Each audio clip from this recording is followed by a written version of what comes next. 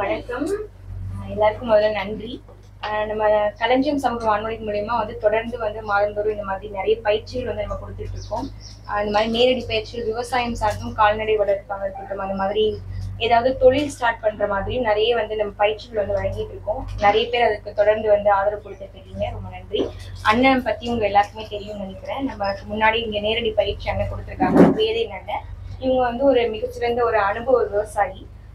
நிறைய ஆண்டுகளா தொடர்ந்து இதுல இந்த விவசாயத்துறையில நிறைய சாதனைகள் பண்ணியிருக்காங்க அப்படின்னே சொல்லலாம். ஏன்னா ரொம்ப எளிமையா ஸ்டார்ட் பண்ணி இன்னைக்கு அண்ணனே சொல்லுவாங்க, இப்ப இங்க நான் இருக்கேன்னா கூட எனக்கு அங்க தொழில் போய்கிட்டேதான் இருக்கும் அப்படின்னு சொல்லுவாங்க. அந்த அளவுக்கு முன்னேறி இருக்காங்க. நிறைய பயிற்சிகள் இது மாதிரி கொடுத்துட்டு இருக்காங்க. சொல்ல போனா ஒரு கடந்த ஒரு வருடத்துக்கு மேலேயே நம்ம வானொலிக்காக நிறைய விவசாய பெருமக்களுக்கு நேரடியாகவும் இணைய வழி மூலமாகவும் நிறைய பயிற்சிகள் அண்ணன் கொடுத்துட்டு இருக்காங்க. அந்த அளவுக்கு மிகச்சிறந்த ஒரு அனுபவ விவசாயியா இன்னைக்கு இருக்காங்க. கண்டிப்பா இதுல நிறைய பேர் இந்த வெள்ளரி சாகுபடியில நிறைய பண்ணிட்டு இருக்கீங்க அப்படின்னு நினைக்கிறோம். உங்களை குறிப்பா தேர்ந்தெடுத்து உங்களுக்கு தேவையான நிறைய தகவல்களை அண்ணன் இன்னைக்கு வழங்க போறாங்க. உங்களுக்கு தெரிந்த கருத்துக்களையும் நீங்க பகிர்ந்துக்கலாம். என்ன விதமான கேள்விகளாக இருந்தாலும் சந்தேகங்களாக இருந்தாலும் நீங்க கேட்டு தெரிஞ்சுக்கோங்க. முழுக்க முழுக்க நீங்க அண்ணனை பயன்படுத்திக்கோங்க. ஏன்னா இந்த வெள்ளரி சாகுபடியில ஒரு வாரத்துக்கு மேலே தொடர்ந்து பேசி அதுக்காக நிறைய தகவல்கள் கொடுக்குற அளவுக்கு நிறைய அண்ணன் கிட்ட நிறைய இன்டர்வியூ எல்லாம் எடுத்திருக்காங்க. அவ்வளவு தகவல் இருக்கு அப்படின்னா அதை இந்த 1 மணி நேரத்துக்குள்ள அடக்குறதுன்றது ரொம்ப எளிமையான விஷயம் கிடையாது. குறிப்பா அதுல உங்களுக்கு தேவையான நிறைய தகவல் சொல்லுவாங்க. வேற எதுவும் சந்தேகங்கள் உங்களுக்கு இருந்தாலும் நீங்க கேட்டு தெரிஞ்சுக்கலாம். ஒரு நிமிஷம். அனைவருக்கும் வணக்கம். நல்லா இருக்கீங்களா? எல்லாம் நம்ம பயிற்சி வர்றது முக்கியம் இல்லை. நம்ம இந்தமாரி கூட்டங்கள் அதிகமாக குழு கூட்டம் இதுமாரி பயிற்சி எல்லாம் கலந்துக்கிறது நமக்கு மிகவும் முக்கியமானது. ஏன்னா நம்ம எப்போதுமே வேலை அப்படியே ட்ரெஷரில் வீட்டில் அது இதுன்ட்டு ரொம்ப இதாக இருந்துட்டு இருப்போம். இதேமாரி பயிற்சிகள் வரும்போது நம்மளோட மனசு கொஞ்சம் ரிலாக்ஸ் ஆகும். அதுதான் முக்கியமானது. அது இல்லாமல் ஒரு பயிற்சிக்கு வந்தோம்போ அப்படின்னா அதை கொஞ்சம் நம்ம கற்றுக்கிட்டு அதுமாரி போகிறதுனா இப்போதைக்கு என்னை பொறுத்த வரையும் பார்த்தீங்கன்னா விவசாயத்தில் பார்த்தீங்கன்னா இப்போ நான் நினச்சேன் சரி 1 மணி நேரம் தான் நடத்தினா. தங்கச்சி பவித்ராவோட இது சொன்னாங்க, அண்ணன் நீங்கள் எவ்வளோ நேரம் நடத்திக்கிட்டு இருங்க, நாங்கள் 1 மணி நேரத்துக்கு மேலே இருக்க மாட்டாங்கன்னு அப்படின்னாங்க. சரி பரவாயில்லம்மா, நான் அதை பற்றி பிரச்சனை இல்லை, நீங்கள் அந்த டைம் ஆகிறதுக்கு முன்னாடி ஒரு சிக்னல் கொடுங்க, நான் ஆஃப் பண்ணிடுறேன் அப்படின்னேன். இப்போ பார்த்தீங்கன்னா மணி 1 ஆக போகுது. அதனால் நம்ம இந்த பயிற்சியை சுருக்கமாக நம்ம முடிச்சிருக்கோம். ரெண்டாவது இந்த பயிற்சி என்னென்னு கேட்டிங்கன்னா, எனக்கு என்னோடய அனுபவத்தில் காய்கறி சாகுபடியில் முதல் இடத்துல எடுத்துட்டிங்கன்னா வெள்ளரி சாகுபடி தான். எப்படின்னு கேட்டிங்கன்னா மற்ற சாகுபடி எல்லாம் வெள்ளரி சாகுபடி பண்ணுறீங்களா? யார் பண்ணுறீங்களா? ஏன்னா மற்ற சாகுபடிலாம் பார்த்தீங்கன்னா நீங்கள் மகசூல் 3 நாளைக்கு வாரத்துக்கு ஒரு தடவை மகசூல் எடுப்பீங்க, அறுவடை பண்ணீங்க. ஆனால் வெள்ளரி சாகுபடியில் ஒரு நாளைக்கு 2 வேளை அறுவடை பண்ணணும், காலையில் மாலையில். கொஞ்சம் அசைச்சிட்டிங்களா என்னாச்சு? தூரும் போச்சு, பிஞ்சும் போயிடுச்சு. ஏன்னா முத்தை விட்டிங்கன்னா செடி காய்க்காது, முத்திட்டுனா விலை இருக்காது. இதில் மிகப்பெரிய மைனஸ் இது தான். அதனால் நீங்கள் வெள்ளரி சாகுபடி பொறுத்த வரைக்கும் அதில் ரொம்ப அனுபவமாக இருக்கும். அது இல்லாமல் இப்போ நான் நேரடியாக வெள்ளரி சாகுபடி பண்ணி அதில் பசுமை வீடை நேரடியாக எங்கள் களத்தில் ஒவ்வொரு வாரமும் ஆய்வு பண்ணி அதில் என்ன நடக்குது என்னென்ன பண்ணுறேன் அப்படின்னு சொல்லிவிட்டு அவங்க நேராக ஆய்வு பண்ணி அந்த பிஞ்சு விழுகிற முதல் நாள் அன்றைக்கி என்கிட்ட அந்த பிஞ்சை ஃபோட்டோ எடுத்து பசுமை வீட்டில் கிட்டத்தட்ட 6 பக்கம் போட்டிருக்காங்க என்னோடய இதை. ஆனால் என்னென்னு கேட்டிங்கன்னா இதில் நான் ஒரு வித்தியாசமாக ஒரு ஏக்கருக்கு 85,000 தோராயமாக குறைந்தபட்ச லாபத்தை நான் இதில் போட்டிருந்தேன். ஆனால் பார்த்தீங்கன்னா நான் அதில் எடுத்தது கிட்டத்தட்ட 1,20,000 ரூபா. இதில் கம்மி பண்ணி தான் போட்டு கொடுத்துருந்தேன். ஆனால் அதை தாண்டி எனக்கு மகசூல் அது கிடச்சிது இயற்கை விவசாயத்தில், குறிப்பாக இயற்கை விவசாயத்தில். அதான் முக்கியமாக. ஆமாம். அதை என்ன கேட்டிங்கன்னா இதை பொறுத்த வரைக்கும் நான் சொல்ல அடுத்து அதை நடத்தும்போது சொல்கிறேன்.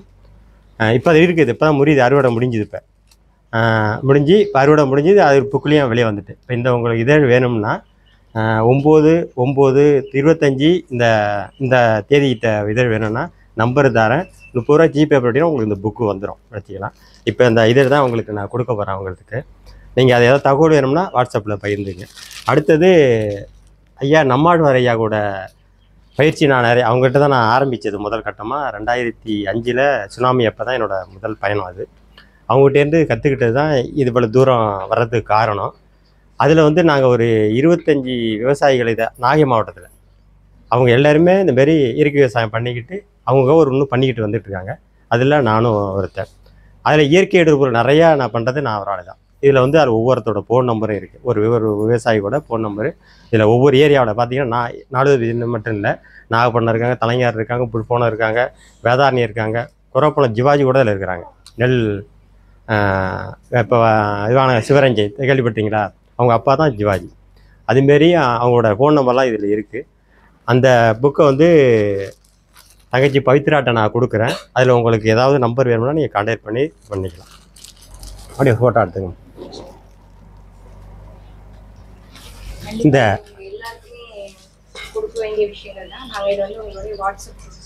ஷேர் பண்ணிங்க. அடுத்தது நம்ம எல்லாமே இன்றைக்கி விவசாயம்னா எல்லோரும் என்ன நினைக்கிறோம்னா நஷ்டம் அப்படின்னு தான் நினைக்கிறோம். என் வாழ்க்கையில் இது வரைக்கும் சாகுபடி பண்ணி நஷ்டம்னே சொன்னது கிடையாது. மிகப்பெரிய ப்ளஸ். ஏன்னா நம்ம விவசாயத்தில் நஷ்டம் வர்றதுக்கு காரணம் என்னன்னு கேட்டிங்கன்னா அதிகமான முதலீடு, கூலி, இது 2 தான் முக்கியமானது. நம்ம யோசிக்காமலே தேவையில்லாத அதிகமாக வெளியே ஆட்களை கொண்டாந்து அதிகமாக ஆளை விட்டு சாவடி பண்ணிங்க, அதிகமாக உரங்களை போடுவீங்க, அதிகமாக சாணி இறக்கிங்க, அப்புறம் அதுக்கு அனாமத்து செலவு நிறையா பண்ணுங்க. இப்படி தான் நம்ம போயிட்டே இருந்தீங்கன்னா கண்டிப்பாக அதில் எடுக்க முடியாது. என்னை பொறுத்த வரைக்கும் 0 பட்ஜெட் விவசாயம். இந்த வெள்ளரியில் அதான் நான் பண்ணியிருக்கிறேன். ₹1 கூட நான் அதை செலவு பண்ணலை. அப்படி பண்ணணுன்னா உங்கள்கிட்ட கண்டிப்பாக என்ன செய்யணும்? மாடு வேணும், ஆடு வேணும், அப்புறம் ஆள் கூலி என்ன செய்யணும்? உங்கள் குடும்பம் தான் ஒத்துழைக்கணும். குடும்பம் தான் வெள்ளரியை பொறுத்த வரைக்கும். இந்த குடும்பத்தில் 4 பேர் இருந்தீங்கன்னா 4 பேரும் அதில் பயணித்தா மட்டும்தான் நம்ம வெற்றியை நாட முடியும். அதான் உண்மையான தகவல். இப்போ இதில் கிட்டத்தட்ட பார்த்தீங்கன்னா வெள்ளரியில் பொறுத்த வரைக்கும் அதாவது என்னென்னா கொடி வகை பயிர்களை பொதுவாக அதுக்கு வந்து மழை ஆகாது. ஆனால் வெள்ளரியை பொறுத்த வரைக்கும் இப்போ பாகல் எடுத்திங்கன்னு வச்சிங்களேன், 28 டிகிரி செல்சியஸ் இருக்கணும். அது எப்படின்னா ஐப்பசி, கார்த்திகை, மார்கழி அந்த சீசன்லாம் அது நல்லா காய்க்கும்.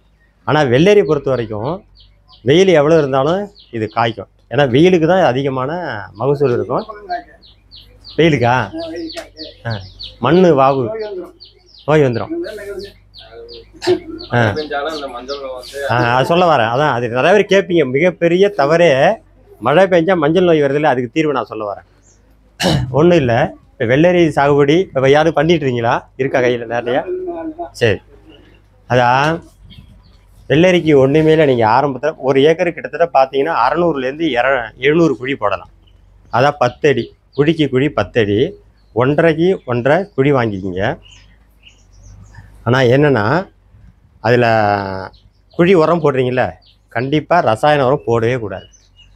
ஏன்னா இந்த வெயிலுக்கு ரசாயன உரம் போட்டிங்கன்னா என்ன செய்யணும்னு கேட்டிங்கன்னா, நீங்கள் நல்லா கிளறி மண்ணோட போட்டிருப்பீங்க. இப்போ டிஏபி 100 கிராம் போட்டிருப்பீங்க, யூரியா போட்டிருப்பீங்க, கிளறி வச்சுட்டு விதையை போட்டுறீங்க. விதை முளைச்சி என்ன செய்ய நல்லா வரும். அந்த செடி பம்புற மாரி வரும். சரியாக பூக்க போகிறத என்ன செய்யும்? அப்படியே மஞ்சள் கலராக வந்து அப்படி சோர்ந்து போய் அப்படியே வெந்து போக ஆரம்பிச்சிடும். ஒன்றும் இல்லை. இப்போ எங்கே பார்த்தாலும் உங்களுக்கு நல்லா தெரியும். மேலடுக்கு இப்போ பெய்கிற மழை எல்லாமே மேலடுக்கு சுழற்சி தான். அதை வந்து வெப்பத்தை உருவாக்கி தான் மழை பெய்யுது. சரிங்களா? மழை காலத்தில் அப்படி இல்லை, நேரடியாக உங்களுக்கு மழை பெய்யும். அப்போ வந்து என்ன ஒன்றும் பண்ணாது. ஆனால் இந்த இப்போ வெப்ப மேலடுக்கு சுழற்சி ஏற்படுது இல்லை, மேலேயும் வெப்பம். நீங்கள் கீழே ரசாயன உரம் போட்டுறீங்கல்ல, அந்த உரமும் என்ன செய்யும்? வெப்பம் ஆகிட்டே இருக்கும். மேலேயும் கீழேயும் வெப்பம் ஆகிறபோது இடைப்பட்டத்தில் நீங்கள் தண்ணி இறக்கிறீங்கள, இது என்ன செய்யும்? வெப்பம் அப்படியே சேர்த்து சேகரிச்சிட்டே வரும். அது கிட்டத்தட்ட பார்த்தீங்கன்னா 20, 22, 24, 22, 30 டிகிரி போகிற பொழுது செடி என்ன செய்யும்? அப்படியே கொழுந்து அப்படியே சிலுத்து போய் அப்படியே மஞ்சள் நோய் கொண்டு மாரி அப்படியே நிற்கும், வளராது. இதுதான் மெயின் காரணம். அதுக்கு நீங்கள் ரசாயன உரத்தை வெள்ளையில் சுத்தமாக தவிர்த்தணும். ரசாயன உரமே போடவே கூடாது. அது முக்கியமானது. அடுத்தது மழை பெய்யுது பார்த்தீங்களா? நீங்கள் என்ன யோசிப்பீங்க, என்னடா இப்படி சொல்கிறான்ட்டு. மழை பெஞ்சால் கண்டிப்பாக தண்ணி இறைக்கணும். ஏன் தெரியுங்களா? நீங்கள் நம்ம வீட்டில் சாப்பிட்டுட்டே இருப்போம், திடீர்னு போய் சாப்பாட்டுகளை சாப்பிடுங்க, வெளியில் போகிறீங்க சாப்பிட்றீங்க, உடம்புக்கு ஒத்துக்குமா? அன்றைக்கி ஒரு நாள் புதுசாக வேறு சாப்பிட்றீங்க, ஆனால் உங்கள் உடம்பு ஏற்றுக்காது. ஆனால் நீங்கள் வெள்ளரிக்கு எப்போதும் ஒரு தண்ணி நீங்கள் கொடுத்துட்ருப்பீங்க குளத்துல ஏறிட்டு.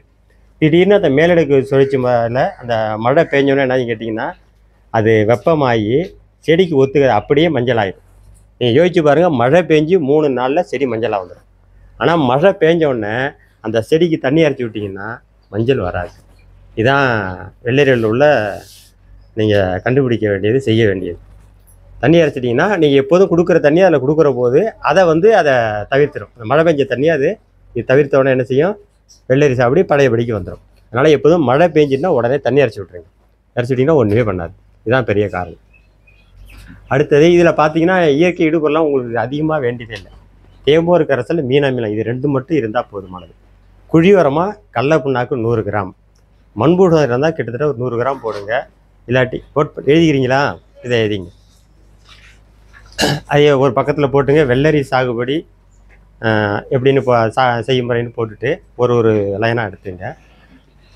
10க்கு 10 இடைவெளி, குழிக்கு குழி 10 10 × 10 போட்டுங்க.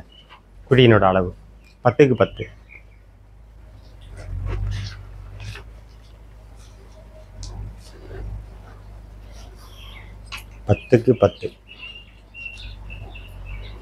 இப்போ நான் சொல்கிறது எல்லாமே அந்த பசுமை விடையில் இருக்குது. அதில் எல்லாமே டோட்டலாக தேவைன்னா நீங்கள் வாட்ஸ்அப்பில் பார்த்து எடுத்துக்கலாம். 10க்கு 10 குழியோடது 1.5 கொட்டை குழி வாங்கிட்டு 1.5 கொட்டை குழி வாங்கணும். 1.5க்கு 1.5 குழியின் அளவு 1.5 கொட்டை போட்டுங்க. 1.5க்கு 1.5. அடுத்தது அதில் கீழே நம்ம மண்வெட்டியில் கொத்துவீங்க பார்த்தீங்களா, அந்த மண் அதில் கிளறி விட்டு கீழே கிடக்கணும். குழி நல்லா ஆழமாக இருக்கணும். மண் அதை கிளறி விட்டு அதில் கிடக்கணும். அடுத்தது மடித்த எரு இருக்குல்ல, ஒரு குழிக்கு 5 கிலோ சராசரி போடலாம். 5 கிலோ 100 கிலோ 100 கிராம் கடலை புண்ணாக்கு கண்டிப்பாக போடணும். 100 கிராம் கடலை புண்ணாக்கு என்ன செய்றீங்கன்னா 3 நாள் ஊற வைக்கிறீங்க.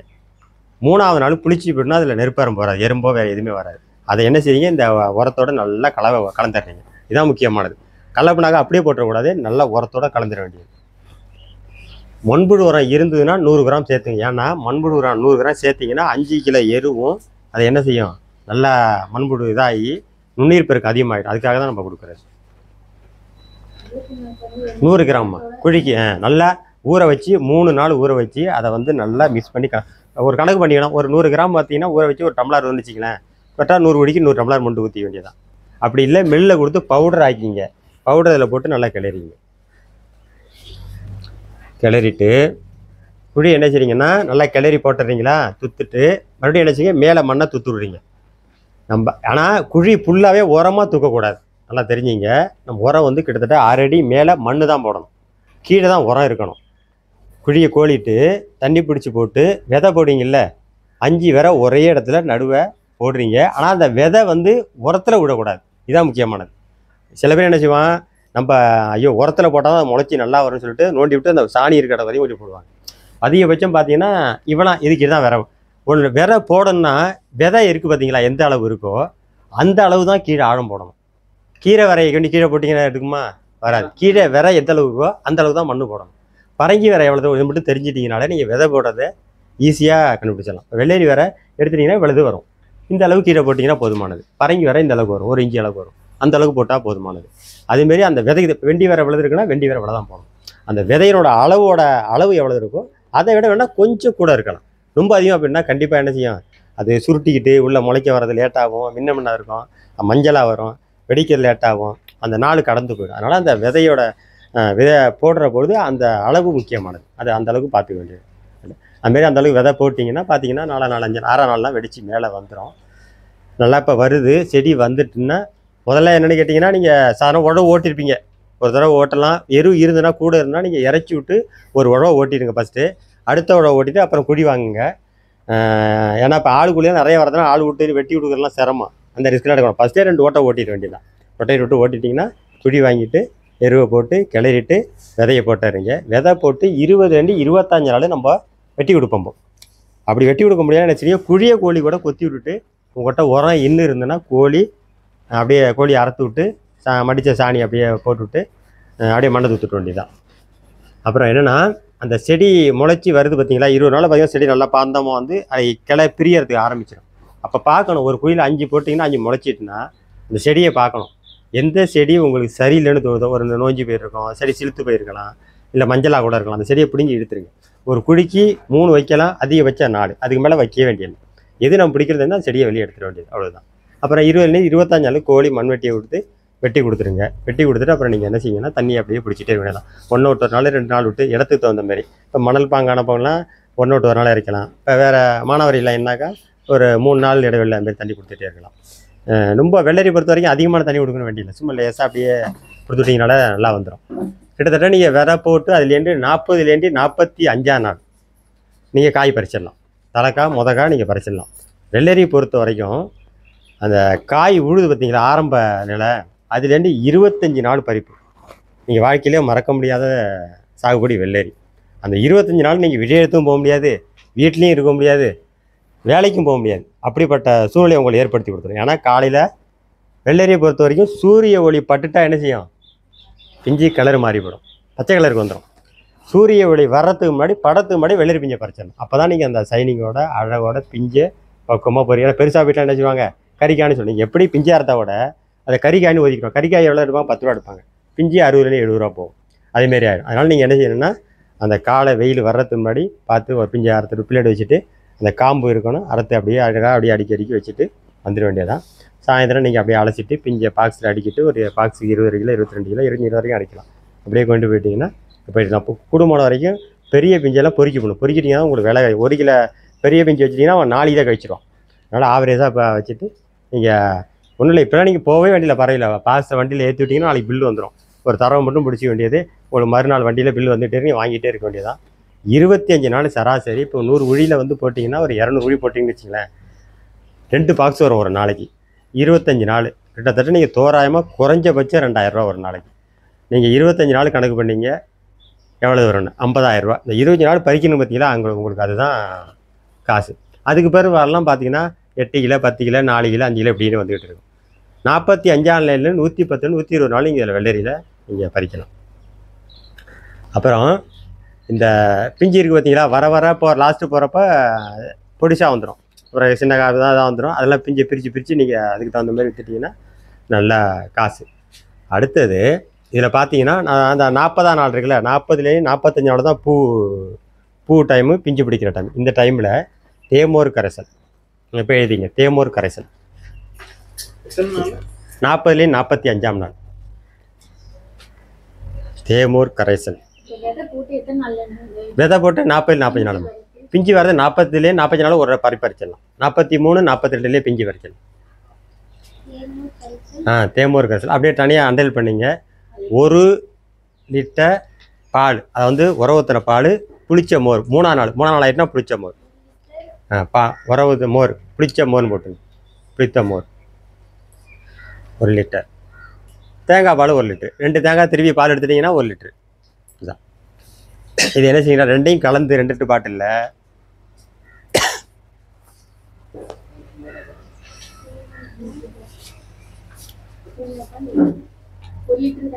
1 லிட்டர் வந்து தேங்காய் பால் 1 லிட்டர் ரெண்டையும் கலந்து மண்ணில் ஈரமான இடத்துல புதைச்சி போட்டுருங்க.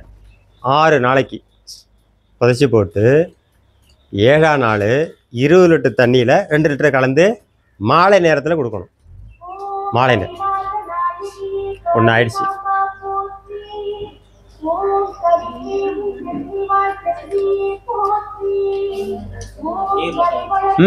தண்ணியில் கலந்து நல்லா நனைமுடியாக கொடுத்துடலாம். நீங்கள் கூட போகணும், பயப்பட வேணும். 2 லிட்டர் ஃபுல்லாக கலந்துடும், கலக்கி தான் அதில் புதைச்சி போடணும். அடுத்தது கட்டிக்கிட்டே இருந்தாலும் கையில் நல்லா பேஞ்சு விட்டுங்க. அடுத்து வடிகட்டுறது கொஞ்சம் சிரமமாக இருக்கும். அதனால் என்ன செய்யுங்க, முதல்ல 5 லிட்டர் தண்ணியில் ஊற்றி அதை திரும்ப வடிகட்டிங்கன்னா ஈஸியாக வடிகட்டிடலாம். இதுக்கெல்லாம் கொடி பிரேயர் தான் ஈஸியாக இருக்கும். இந்த பிரேயர் மேல் மாற்று கொஞ்சம் கஷ்டமாக இருக்கும். அதுக்கு தகுந்த நீ வடிகட்டணும். 1 லிட்டருக்கு 10க்கு 1, 2 லிட்டருக்கு 20 லிட்டரு. ஓம் பிழைத்தோடைய பிள்ளையாரே போற்றி. ஓம் 20க்கு 2 லிட்டர் கலந்துக்கிறீங்களா? கலந்துட்டு மாலை நேரத்தில் ஸ்ப்ரே பண்ணி விடுங்க. இது பிஞ்சு பிடிக்கிறதுக்கு, பூக்கிறதுக்கு, பூச்சிக்கு, இது 3க்குமே இது ஒரே மருந்து தான். நீங்கள் வேறு எதுவுமே கொடுக்க வேண்டாம். அடுத்தது இப்போ 40 நாள் இடைவெளியில் எங்கேயாவது செடி மஞ்சளாக லைட்டாக மஞ்சளாக வருது, இலை மஞ்சளாக வருது, எல்லாம் கொஞ்சம் சுள்ளு டாப்பில் இருக்குது அப்படின்னா அதுக்கு சரியான மஞ்சளாக வந்தாலும் தலை சத்து பத்தல்னு அர்த்தம். மழை பெய்யாமல் மஞ்சள் வருதுன்னு வச்சிங்களேன், தலை சத்து பத்தலை. அது கலரை பார்த்தாலும் உங்களுக்கு நல்லா தெரியும். அப்போ என்ன செய்யுங்க, லிட்டருக்கு 4 ml மீன் அமிலம், லிட்டருக்கு 4 ml. இது நீங்கள் மஞ்சளாக இருந்தால் மட்டும்தான், நீங்கள் வேறு கொடுக்க வேண்டாம். ஏன்னா கள்ளப்பணம் கொடுத்துக்கும் போதுமான உரம் கொடுத்துக்கும், அது வந்து வந்துட்டே இருக்கும். மீன் அமிலம் மீன் அமிலம் சரிங்களா. லிட்டருக்கு 4 ml, லிட்டருக்கு 4 ml. கண்டிப்பாக இதை கூட போகக்கூடாது. இதை பொறுத்த வரைக்கும் அதிகமாக போனதுன்னா செடி கருக ஆரம்பிச்சிடும். மஞ்சளாக வந்தால் மட்டும் கொடுங்க, இல்லாட்டி கொடுக்க வேண்டாம். அடுத்தது இப்போ 40 நாள் தேமூர் கரைசல் கொடுத்துட்டிங்களா, அப்புறம் அதில் ஒவ்வொரு 15 நாள் ஒரு 12 நாள் கூட எடுத்துக்கலாம். இதே 4 ml மீன் அமிலத்தை கொடுத்துட்டே வாங்க. ஏன்னா பிஞ்சோட சைனிங் நல்லாயிருக்கும், பிஞ்சு அதிகமாக பிடிக்கும். அந்த கலரை பார்த்தீங்கன்னா உங்களுக்கு பார்க்கறதுக்கே ஒரு இதாக இருக்கும். அவ்வளோ சனியாக கத்திரிக்காய்க்கு இன்னும் இப்போ பெற்று நீங்கள் கத்திரிக்காய் சாப்பிடி யார் பண்ணுறீங்களோ அது கொடுத்து பார்த்துட்டு 3ஆம் நாள் கத்திரிக்காய் பார்த்தீங்கன்னா உங்களுக்கு தெரியும். அவ்வளோ அந்த கலர் அவ்வளோ நல்லாயிருக்கும். அதுக்காக தான் இந்த மீன் அமிலம் கொடுக்குறது. ஏன்னா இதில் பார்த்தீங்கன்னா கிட்டத்தட்ட 75% தடை சத்து இருக்குது, 25% பூச்சி விரட்டியாக செயல்படும். அதனால் நீங்கள் வந்து டிஏபி கொடுத்து எந்த அளவுக்கு வேலை செய்யுதோ அதுக்கு இணையானது இல்லை மீன் அமிலத்தில் இருக்குது. ஆனால் நம்ம என்ன செய்வோம், கடையில் போய் உடனே வெளுத்து விட்டாட உடனே டிஏபி வாங்கியாண்டு இறச்சி விட்டு ஒரே 3 நாள் கருத்து பூச்சி வந்து திரும்ப அதுக்கு மருந்து அடிச்சு இப்படியே போயிட்டு இருக்கோம். இதெல்லாம் பண்ணிங்கன்னா நீங்கள் கண்டிப்பாக பூச்சி வலிக்கு போகவே வேண்டியது.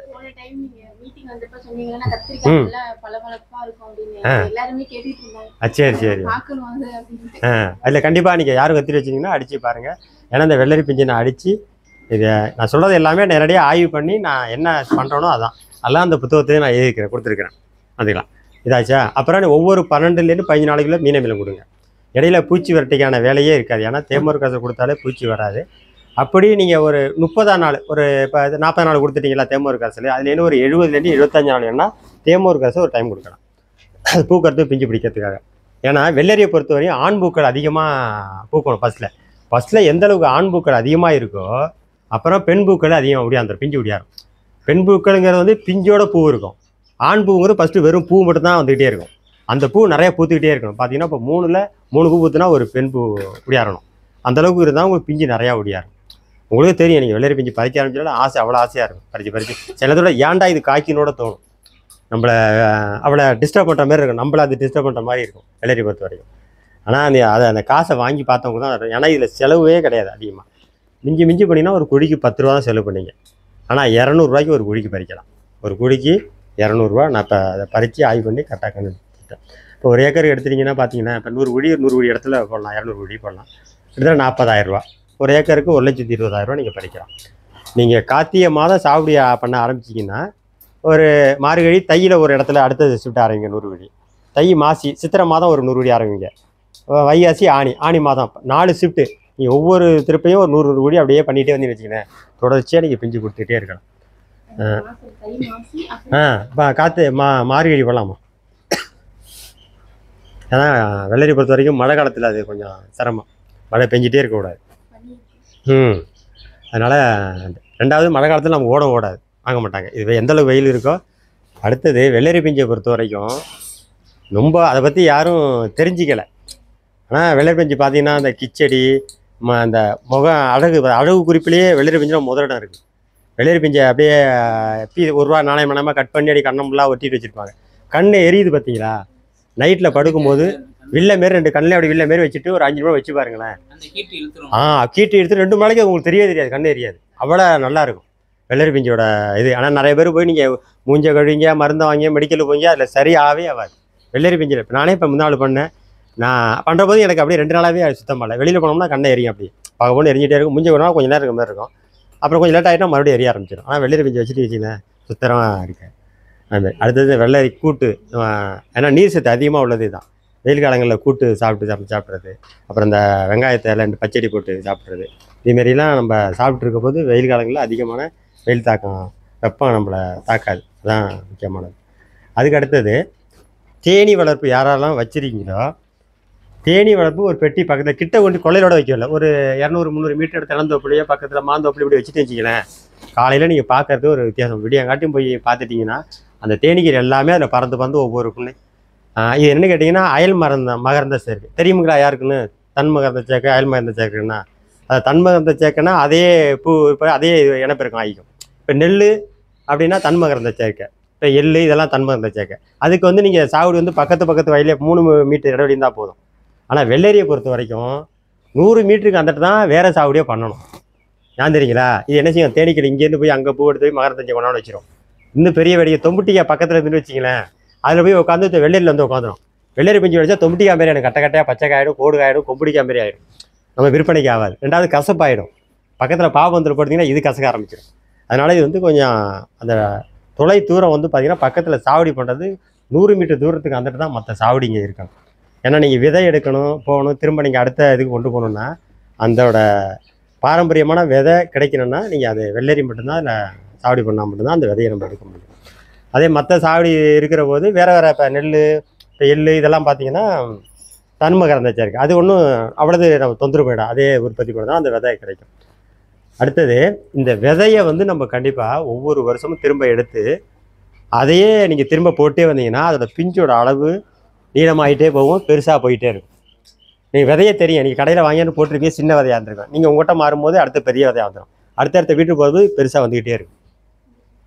ஆனால் ஒரு தொம்புட்டி கொள்ளலியோ ஒரு கொம்படிக்காயோ பக்கத்தில் பூசணிக்காயோ இல்லை பக்கத்தில் ஆமுனுக்கோ இதுமாரி இது பக்கத்தில் சால்வ் பண்ணி வச்சிங்களேன், அதை விதையோட இது மாறிடும்.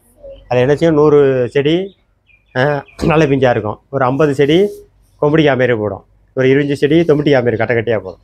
அதனால் முக்கியமாக அந்த விதைக்குன்னு போட்டிங்கன்னா அந்த பழத்தை நல்லா பிஞ்சாக வெள்ளை கலராக உள்ளதை நீளமானதாக தேர்வு பண்ணி அதை போட்டு பார்த்தீங்கன்னா 3 அமாவாசை போட்டிங்கன்னா அடுத்த அமாவாசை வந்துடும்.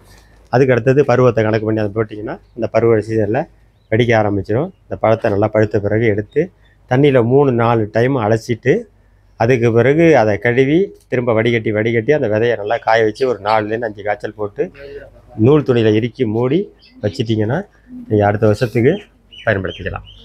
இதுதான் வெள்ளரி சாப்பிட. ரெண்டாவது தேனீ வளர்ப்பு இருக்கிற போது பிஞ்சியோட தன்மை பெருசாகவும் இருக்கும், பிஞ்சி அதிகமாக விடும். இப்போ வெம்புன்னு வச்சிங்கன்னா ஒவ்வொரு இதுலேயும் மரண தேர்வு நடைபெறுற போது பிஞ்சி வெம்பாது. அந்த பிஞ்சி அப்படியே 100 பிஞ்சு இருக்குன்னா கிட்டத்தட்ட ஒரு 99 பிஞ்சு நீங்கள் பறிக்கிறதுக்கான ஒரு வாய்ப்பு. அடுத்து எக்காரத்தை மட்டும் நான் பழத்தை போட்டுட்டு நிறைய செடியில் பழத்தை போட்டுறாங்க, வெள்ளை பழத்தை போட்டுறக்கூடாது. ஒரு கொள்ளையை எடுத்திங்கன்னா ஒரு 4 படம் 4 இடத்துல முதல் பறிப்பு, 2வது பறிப்பு, 5வது பறிப்பெல்லாம் விட்டுறணும். 10-15 பறிப்புக்கு பிறகு தான் நம்ம பழத்தையே போட்டிங்கன்னா தான் அந்த விதை அதிகமாக இருக்கும். விதை எடுத்து நம்ம சாவடி பண்ணலாம். அதுதான் முக்கியமானது. அதுக்கு அடுத்தது மீன் அமிலம் போட்டு எழுதிங்க அப்படியே எப்படி தயார் பண்ணுறது என்ன. மீன் அமிலம் ஏன்னா நீங்களும் ரொம்ப தூரத்துலேருந்து வந்துருக்கீங்க, உங்களையும் வேகமாக அனுப்பணுட்டா நானும் வேகமாக போயிட்டுருக்கேன். மீன் அமிலம் 1 கிலோ நாட்டு மீன், இந்த சிலேபி மீன் இருக்கு பார்த்தீங்களா குளத்தில் இருக்குல்ல, 1 கிலோ நாட்டு மீன், 1 கிலோ நாட்டு சக்கரை. 1 கிலோ நாட்டு மீன், 1 கிலோ நாட்டு சக்கரை, ஒரு 2-3 கிலோ உள்ள இது எடுத்துங்க, பிளாஸ்டிக் வாளி எடுத்துங்க. வாளி எடுத்துட்டு ஒரு பீஸை 2-3 கட் பண்ணிங்க.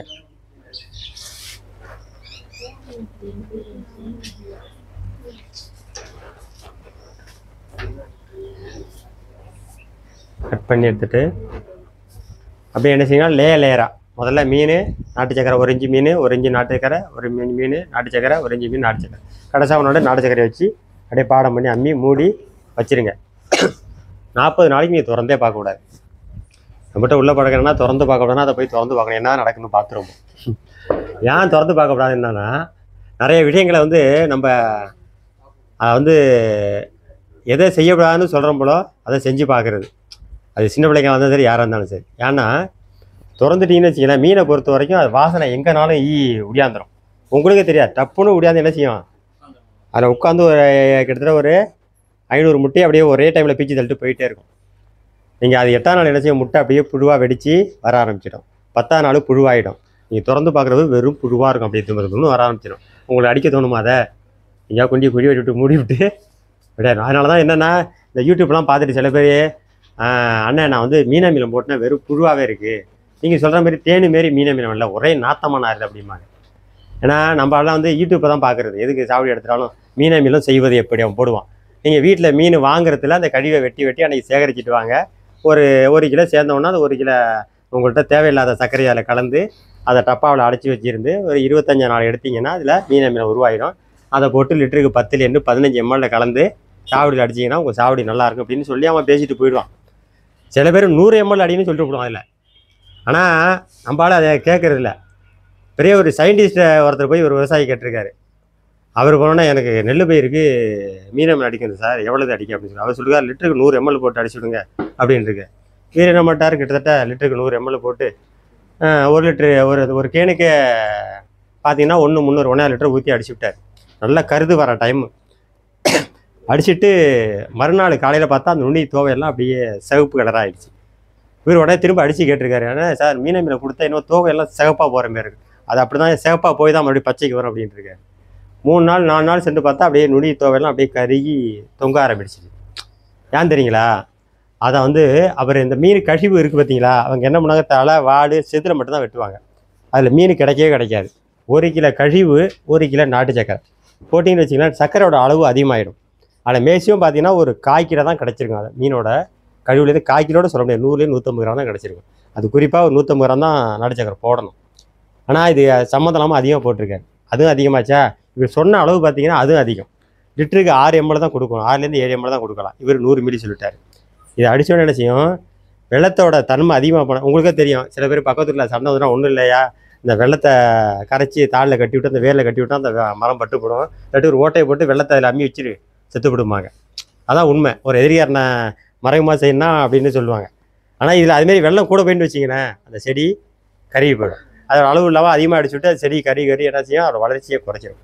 அதனால் கண்டிப்பாக வெள்ளத்தோட அளவு கூட போகக்கூடாது.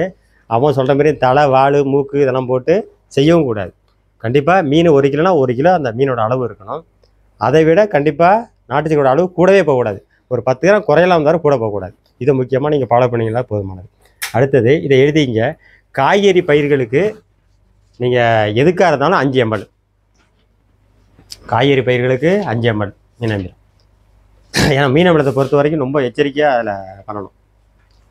கொஞ்சம் கூட போட்டால் பிரச்சனை, அதிகமாக கூட போட்டால் நீங்கள் ரசாயன ஒரு தள்ளி கொட்டின மாதிரி தான். காய்கறி பயிர்கள் மர வகை பயிர்களுக்கு 10 ml போட்டுக்கலாம். மர வகை பயிர்கள் இப்போ முந்திரி மரம் மாமரம் இது அடிச்சு விட்டிங்கன்னா 10 ml. நெல் பயிருக்கு 6லேருந்து 7 ml கொடுக்கலாம். இதை மட்டும் கரெக்டாக எழுதிங்க.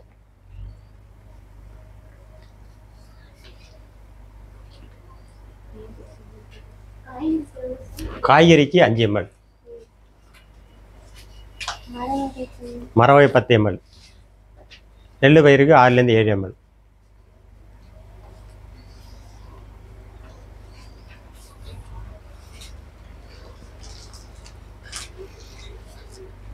அதுமாரி நீங்கள் கொடுத்துட்டீங்கனால மீன் அமிலத்துக்கு அவ்வளோ நல்லா இதாக இருக்கும். அடுத்தது இந்த வெள்ளரி பிஞ்சு இருக்குல்ல, உங்களுக்கே நல்லா தெரியும். மீன் அமிலம் கொடுத்துட்டு நீங்கள் 4 சாணம் செட்டு பறித்து பாருங்கள், ஒவ்வொரு நாளும் அந்த கலர் உங்களுக்கு அப்படியே பல பண்ணு இருக்கும். அடுத்தது அலசிட்டு நீங்கள் வெள்ளரி பிஞ்சை என்ன செய்யணும்னா அந்த பக்குவத்தோடு அதுக்கு சும்மாடி கொட்டுறது பெரட்டுறது அங்கே அல்றது இதெல்லாம் இருக்கட்டும். ஒரு டைம் பறிக்கிறீங்களா, கொண்டாண்டு அலசிறீங்களா, அடிக்கிறீங்கன்னா அதோட கொண்டு போடணும். சும்மாவே கொட்டி கசங்கிக்கிறீங்கன்னா எவ்வளோத்துக்கு அது சைனிங்காக இருக்கோ அவ்வளோத்துக்கு அங்கே காசு. நீங்கள் கசங்கி போயின்னு வச்சிக்கலாம், பார்த்தோன்னே இதை கசங்கி போய்ட்டு அப்படின்னு சொல்லிட்டு கிலோவுக்கு 20 ரூபா 30 ரூபா போயிட்டே இருக்கும். தோராயமாக எடுத்துட்டிங்கன்னா இப்போ ஆயுத பூஜைக்கெல்லாம் கிலோ 150 ரூபா போகும். சென்ற வருஷம் நாங்கள் 150 ரூபான்னு கொடுத்தேங்க. வேறு விஷய நாள்லாம் பார்த்துட்டே வச்சுக்கலாம், இதுக்கு எப்போதுமே புரட்டாசிலேருந்து ஐப்பசி கார்த்திகை மாதம்லாம் இதுக்கு 100 ரூபா கீழே வராது, குறைஞ்சபட்சம் 100 ரூபா. மற்ற டைமில் சராசரி 50 ரூபா வச்சுக்கலாம். 50 ரூபா 60 ரூபா போயிட்டே இருக்கும். அதனால் மற்ற சாவடியை நீங்கள் ஒப்பிட்டு பாருங்களேன். கத்திரிக்காய் நீங்கள் கஷ்டப்பட்டு சாவடி பண்ணிங்க அங்கே கொண்டு போனீங்கன்னா 20 ரூபாய்க்கு தான் எடுப்பாங்க. வாரத்துக்கு ஒரு நாள் தான் பறிக்கலாம். ஆனால் இது தினமும் பறிச்சிக்கலாம். அடுத்தது தேனீ வளர்ப்பு. தேனீ பூச்சி அங்கே போனாலே மற்ற பூச்சிகள் இங்கே முட்டையோட வருது பார்த்தீங்களா, பெரும்பாலும் பூச்சிகள் என்ன செய்யணுன்னா அந்த பூக்குற டைமில் தான் முட்டை விடும். இப்போ கத்திரி பூ இருக்கிற போது அதில் வந்து உள்ளே உட்காந்து அது உள்ளே வச்சு ஒரு முட்டையை வச்சுட்டு போடும். அதுக்கு பிஞ்சு பெருத்து வந்தோன்னே என்ன செய்யும், 8ஆம் நாள் முட்டை வெடித்து அதுலேருந்து என்ன செய்யும், அந்த புழு வெளியாகிறதுக்காக தான் ஓட்டை போட்டு உள்ளே இருந்து வருது. நம்மளால நினச்சிருப்போம் அதை கத்திரிக்காயில் போட்டு ஓட்டை போட்டு தான் முட்டை விட்டு புழு கிடையவே கிடையாது. அது பிஞ்சிலே பூக்கிற போதே அது பூவில் வச்சுட்ரும். அதுமாரி வெள்ளரிக்கும் வரும். வர்றபோது இந்த தேனி என்ன செய்யும், எப்போதுமே காலைல ஒரு சவுண்டு விட்டே வரும், ஒய் ஒய் ஒயின்னு சவுண்டு விட்டு ஒரு பூலியை டக்குன்னு உட்காந்துட்டே இருக்கும். போய் தட்டிகிட்டே அந்த மரத்தை எடுத்துக்கிட்டே இருக்கும். இது என்ன செய்யும், இந்த பூச்செல்லாம் வருது பார்த்தீங்களா, இதெல்லாம் இதை பார்த்துட்டு ஓடி போயிடும். சரிங்களா. இது இப்போ சாவடியில் வந்து நன்மை செய்கிற பூச்சி தீமை செய்கிற பூச்சி 2 பூச்சின்னு இருக்குது.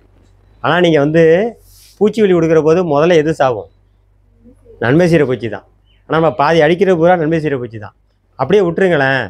அது நன்மை செய்கிற பூச்சி என்ன செய்யணும்னு கேட்டிங்கன்னா 60% வந்துட்டுனா சீமை செய்கிற பூச்சி அடி சன்னமாக குறைஞ்சி கடைசி அறவே இருக்காது. ஏன்னா இந்த நன்மை செய்கிற பூச்சியெல்லாம் பார்த்தீங்கன்னா பெரும்பாலும் அந்த மேலோட்டமாக பறந்துக்கிட்டு இருக்கும், மேலே தான் நிற்கும். தீமை செய்கிற பூச்சியெல்லாம் நீங்கள் எவ்வளவு மருந்து அடித்தாலும் அவர் நீ அடிக்கிறபடி அடினாட்டு அடி குருத்தில் அந்த வேருக்குள்ளே போய் அடி சுட்டிட்டு படுத்து கிடப்பான். 3 நாள் பார்க்கும். நீ வந்து மோனோகாட்டோவாஸ் தானே கொடுத்துருக்கா, இது பரவாயில்ல, எனக்குலாம் சர்வசாதாரண ஒரு 4 நாள் என்ன பண்ணோம், அந்த முட்டையை கொண்டாண்டு இலையில கீழே இலைக்கு எட்டாடியே முட்டையை விட்டு வச்சுட்டு போடும். நம்ம ஆள் பார்ப்பாங்க. பார்த்துட்டு சரி 6 ஆச்சு 7 ஆச்சு, 7ஆவது நாள் அப்படியே நுனி கூடத்தில் வந்து தின்னுட்டு இருக்கோம். இவர் உடனே கடைக்கு எடுத்துகிட்டு விடாது.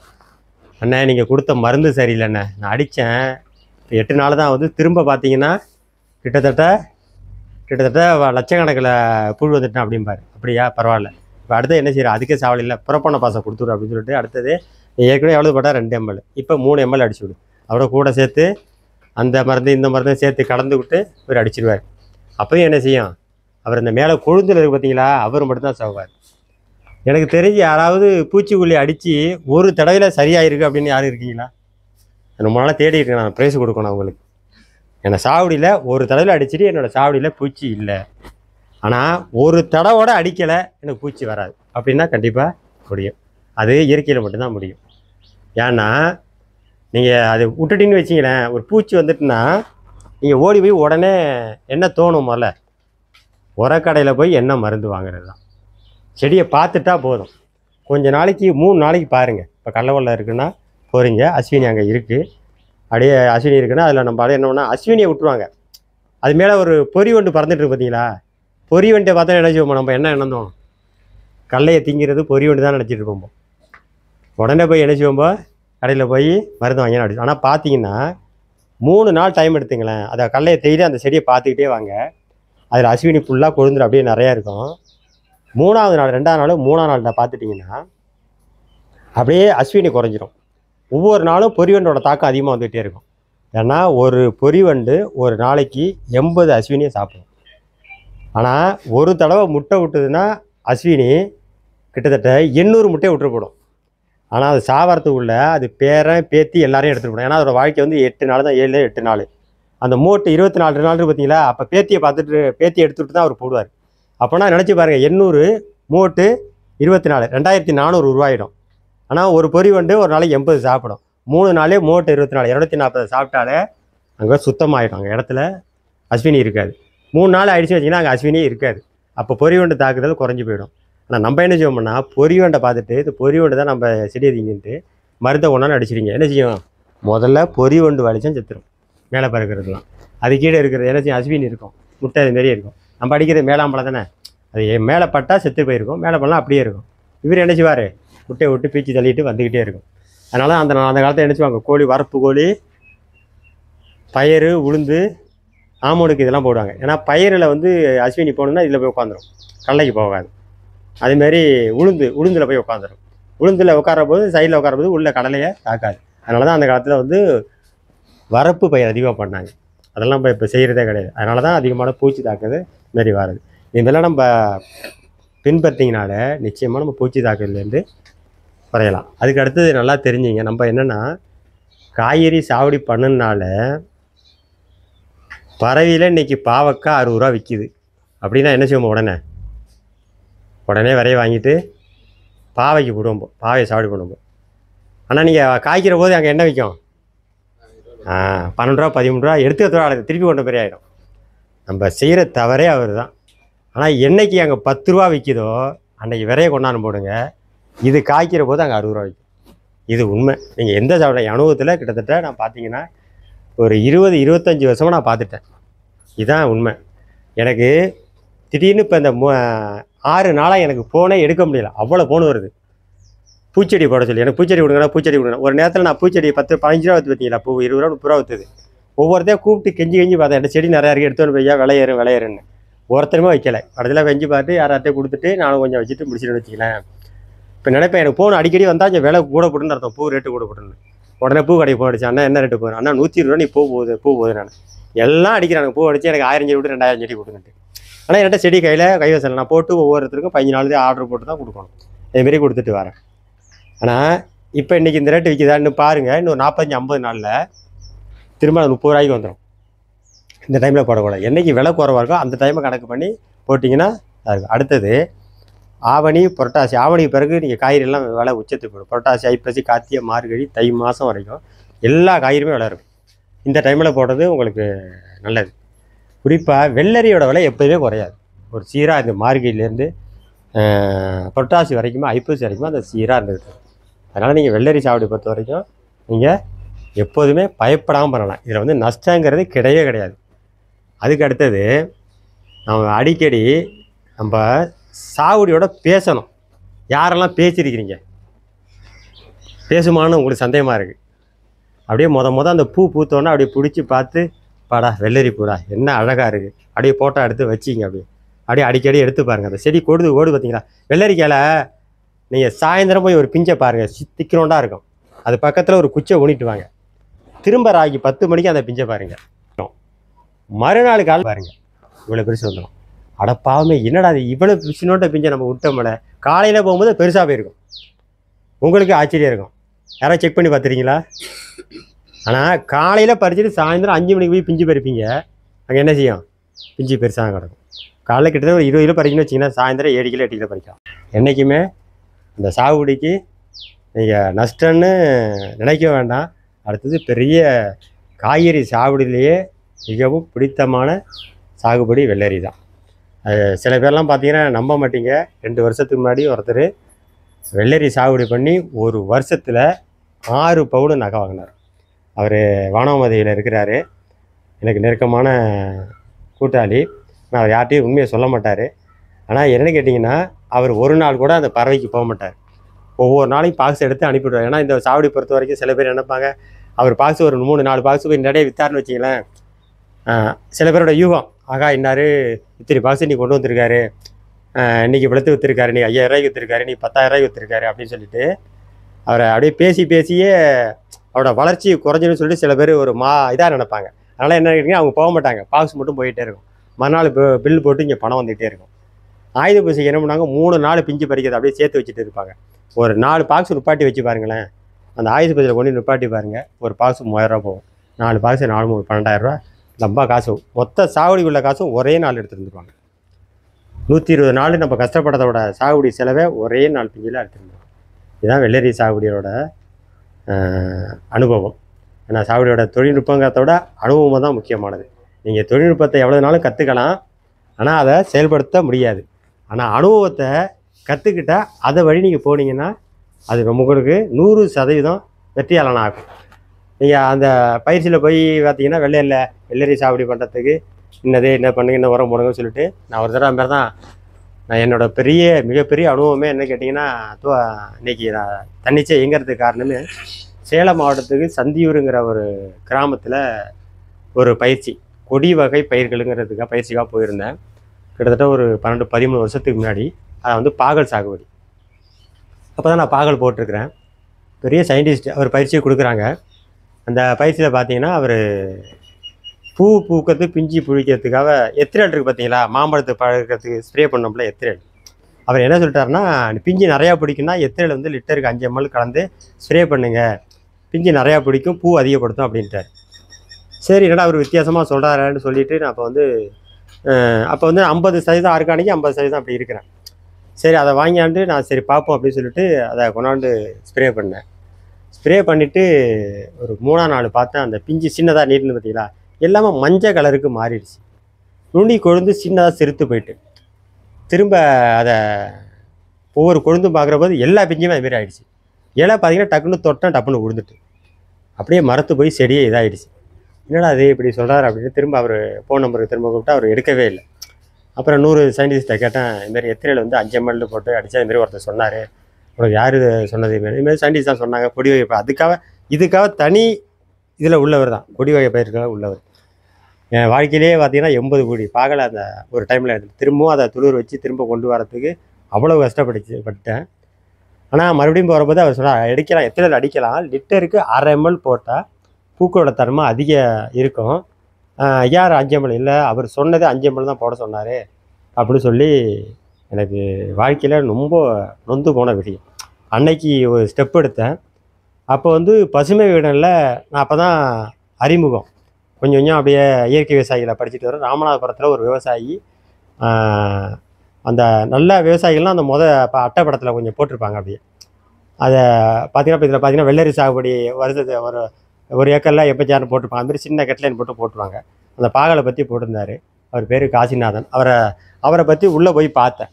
அந்த பாகல் இயற்கை வழி வேளாண்மையில் பாகல் என்ன எப்படி சாவடி பண்ணுறது என்னங்கிறத பற்றி அவர் சாவடி பண்ணத்தில் அந்த புண்ணாக்கு கரைசலுங்கிறத அவர் கொடுத்துருந்தார். பாகலில் வந்து புண்ணாக்கு கரைசல் கொடுக்கறது மூலயமா பூக்களை அதிகப்படுத்த, பிஞ்சை பிடிக்கும், நோய் எதிர்ப்பு தன்மை, இது எல்லாத்தையுமே அழுகு நோய் 7 வகையான நோய்களை கட்டுப்படுத்தக்கூடியது புண்ணாக்கு கரைசல் இருக்குது அப்படின்னு சொல்லி அந்த இதில் கொடுத்துருந்தார்.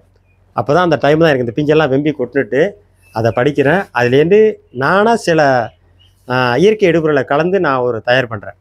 எனக்கே இடுபொருள் தயார் பண்ணும்போது நம்ம எழுதி வச்சுட்டு தான் பண்ணணும், என்ன அளவு சேர்க்குறோமுங்கிறது. ஏன்னா கண்டுபிடிச்சி அடிச்சிடும்போ தயார் பண்ணதை விட்டு மறந்துடும்போ என்ன அளவு சேர்த்தோம்னு. ஆனால் அது சக்ஸஸ் ஆகிடும், வெற்றி ஆகிடும். திரும்ப நீங்கள் வரபோது அளவை மறந்துடுவீங்க. அதனால் என்னையும் ஒரு பொருள் நீங்கள் புதுசாக செய்கிற போது இவ்வளவு போட்டப்போ இவ்வளவு வரப்போ எழுதி வச்சுட்டு பண்ணணும். நான் அப்படி தான் அதில் வந்து இழுப்பு அரப்பு இருக்குது பார்த்தீங்களா, நான் எப்படி கணக்கு பண்ணேன்னா, நான் இழுப்பு அரப்பு எண்ணெய் தேய்ச்சி குளிக்கிற போது நம்ம தேய்ச்சோம்னா நம்ம உடம்புக்கு குளிர்ச்சியாகவும் இருக்குது, எண்ணெயாகவும் எடுத்துரும். அதுக்காக நம்ம தலையில் தேய்க்கிறது. ஏன்னா நல்லெண்ணெய் ஏற்கனவே குளிர்ச்சி, இழுப்பு அரப்பும் குளிர்ச்சி. ஏன்னா அந்த குளிர்ச்சியை நம்ம உடம்புல இருக்கணும்னா இதே கடல புண்ணாக்கு வேறு புண்ணாக்கு போட்டிங்கன்னா அது ஏற்றுக்காது, நம்ம உடம்பு வேறு மாதிரி ஹீட் ஆகிடும். இழுப்பை வந்து அவ்வளோ உடம்புக்கு நல்லது அரப்பு. ஆனால் அதை தேய்ச்சி குளிக்கிற போது நம்ம உடம்பு குளிர்ச்சியாக இருக்கும், உடம்புக்கும் நல்லதா. அப்படி ஐடியா பண்ணி இந்த இழுப்பு அரப்பை 1 லிட்டருக்கு 10 கிராம் வீதம் அதில் கலந்து அந்த புண்ணாக்கு ரசலில் கொடுத்துருந்தேன். ஆனால் அது என்னென்னா பூக்கிற தன்மை அதிகப்படுத்துது. பார்த்தீங்கன்னா இடையில எல்லாமே அந்த கொழுந்து எல்லாம் வெடித்து திரும்ப வந்து பூ பூத்து பிஞ்சு வைக்க ஆரம்பிச்சிட்டு, நான் அதை ஆய்வு பண்ணி நான் அந்த பாகலில் கண்டுபிடிச்சி அந்த வருஷம் 48,600 ரூபாய்க்கு நான் அந்த பாகலில் இருந்தேன். நம்ம டைம் முடிஞ்சிச்சாமா? சரி சரி சரி.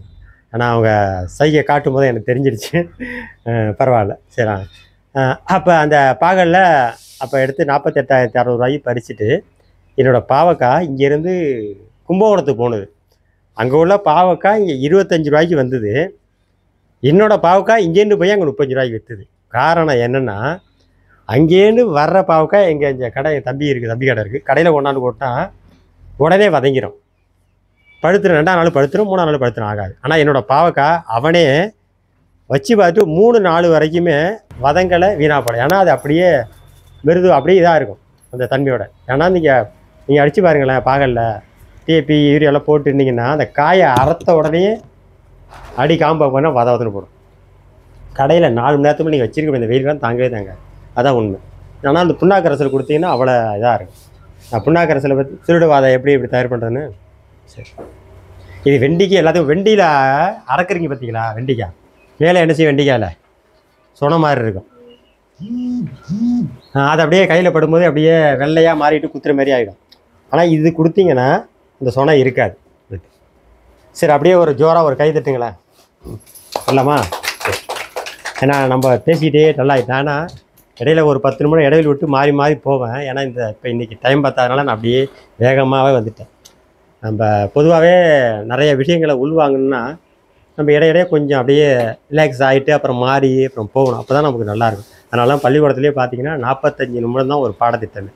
அதுக்கு மேலே அவன் இருக்க முடியாது, அதான் உண்மை. அதனால தான் அந்த காலத்திலே ஒரு மனிதனை ஆய்வு பண்ணி எவ்வளோ நேரம் வரைக்கும் அவனை தனி ரூமில் வச்சிருக்கான்னு பார்த்துருக்குறான். 45 நிமிடத்தில் அவனால் இருக்க முடியல, எதை சொன்னாலும் ஏற்றுக்க மாட்டான். நீங்கள் வந்து ஒரு விஷயத்தை நான் சாவடியை பார்த்தா 45 நிமிடத்துக்கு மேலே சொன்னாலும் வேஸ்ட்டு.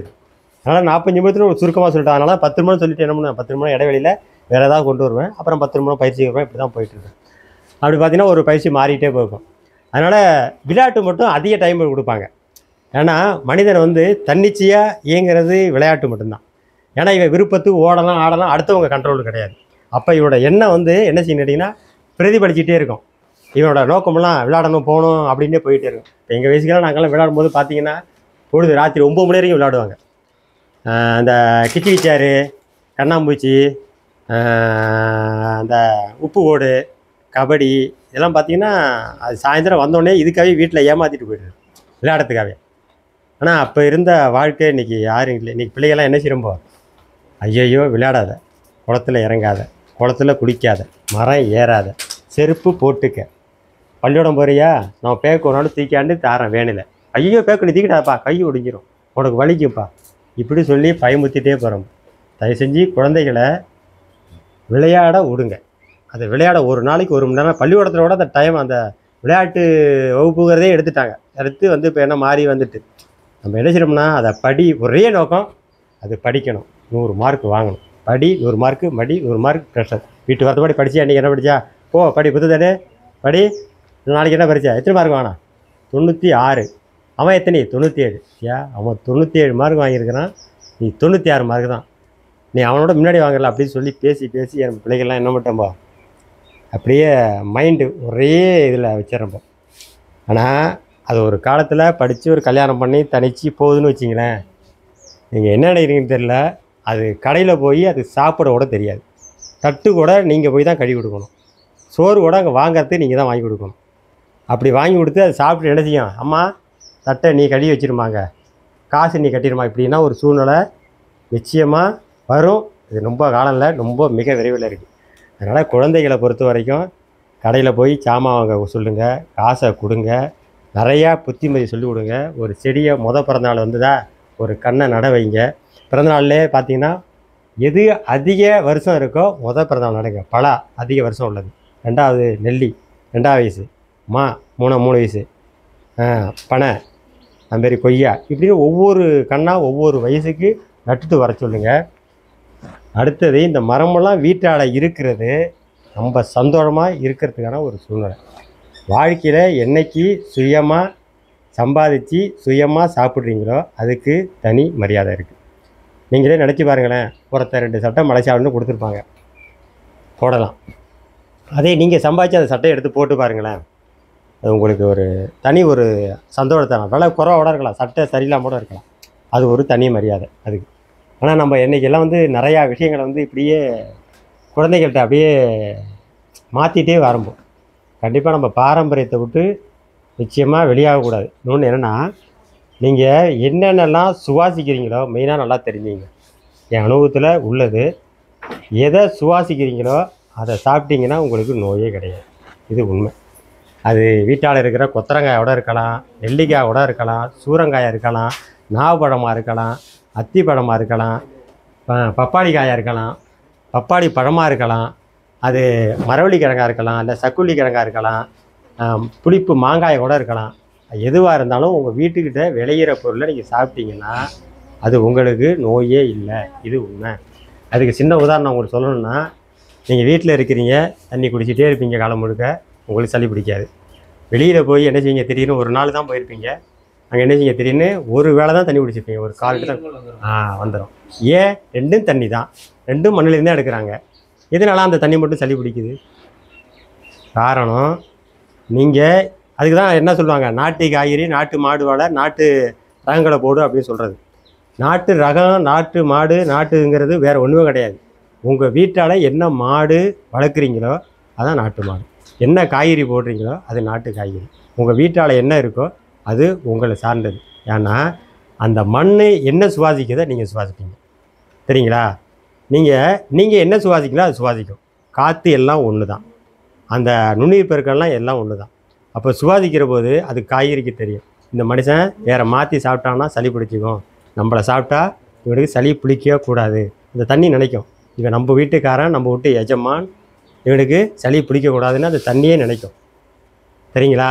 இதுக்கு சின்ன உதாரணம் சொல்லணும்னா, நாய் எல்லார் வீட்லேயும் வளர்ப்பீங்க.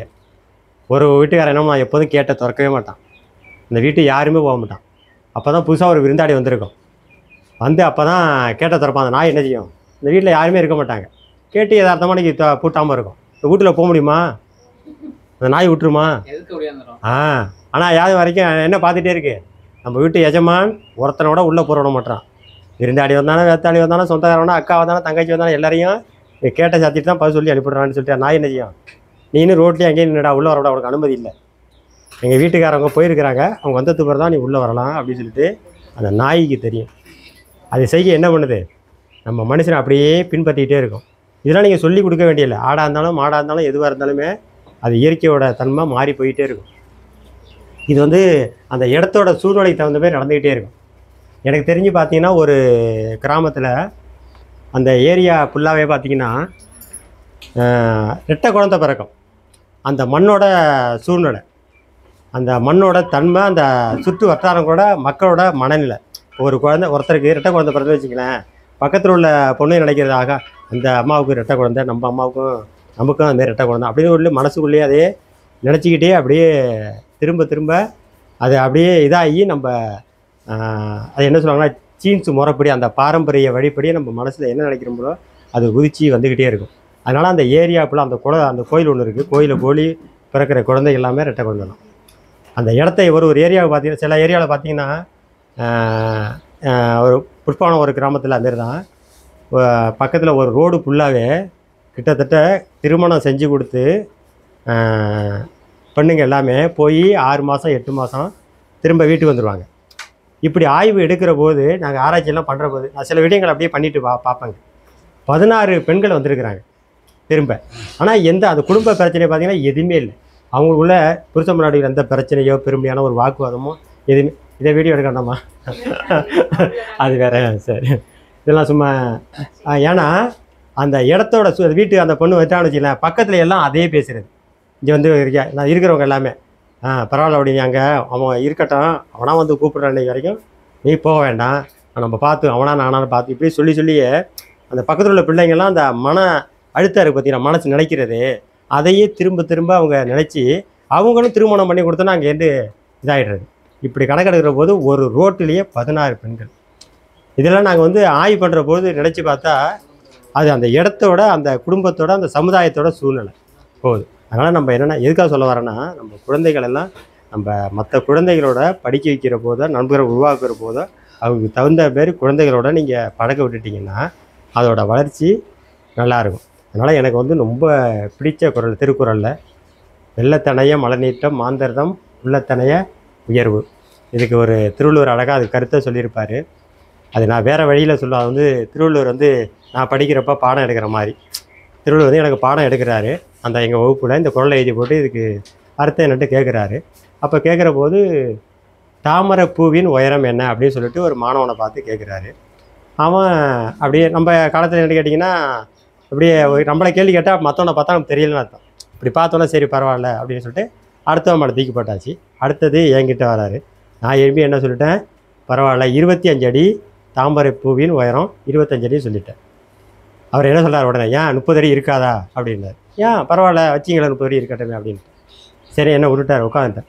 அப்புறம் அதுக்குள்ளே ஒரு பையன் எழும்பி தாமரை பூவின் உயரம் தண்ணீரின் உயரம், தண்ணீரின் உயரம் தாமரையின் உயரம். தாமரை பூவுக்கு என்ன தெரியும், எவ்வளோ மழை பெஞ்சாலும் தண்ணி அடித்தாலும் வெள்ளமே போட்டாலும் என்ன செய்யும், தண்ணிக்கு மேலே நான் வந்து நிற்பேன் அப்படின்னு சொல்லிட்டு அது வந்து மேலே வந்து நிற்கிது. அப்படி சொல்லிவிட்டு அந்த பையனை டப்புன்னு உட்கார போனான். தம்பி நீ உட்காராத நின்று அப்படி சொல்லிவிட்டு அப்புறம் சொல்கிறாரு, உன் வாழ்க்கையில் உன்னுடைய உயரம் என்ன அப்படின்னு கேட்டார். இவன் ஒன்றுமே பேச திக்குமுன்னு முடித்தான். இதுக்கு திருவள்ளுவர் சொன்னார், உன் எண்ணங்களின் உயரம் உன் வாழ்க்கையின் உயரம் அப்படின்னு சொல்லிவிட்டு, எண்ணங்கள் தாழ்ந்தால் வாழ்க்கை தாழும், எண்ணங்கள் உயர்ந்தால் வாழ்க்கை உயரும். இதுதான் உண்மையான தத்துவம். அந்த திருக்குறளுக்கான கருத்து இதுதான். ஏன்னா எனக்கு ரொம்ப பிடிச்ச குறள். ஏன்னா இந்த திருக்குறளை நான் நிறையா தடவை நினைக்கிறது மட்டும் இல்லை, நான் வாழ்க்கையில் நிறைய விஷயங்களை திரும்ப நினச்சி பல வெற்றிகளை நான் கண்டிருக்கிறேன். இதான் முக்கியமான. இது கூட கை தட்டலாம், எனக்காக இல்லை அந்த கருத்துக்காக. ஏன்னா ஒரு சின்ன விஷயம் நீங்கள் நினைக்கணுன்னா இன்னும் சொல்ல போனால் நீங்கள் நினச்சிக்கிட்டே இருப்பீங்க.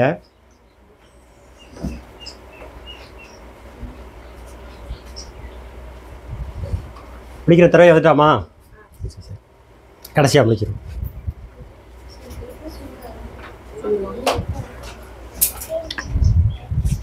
எல்லாத்துக்கும் மனசு தாங்க காரணம்.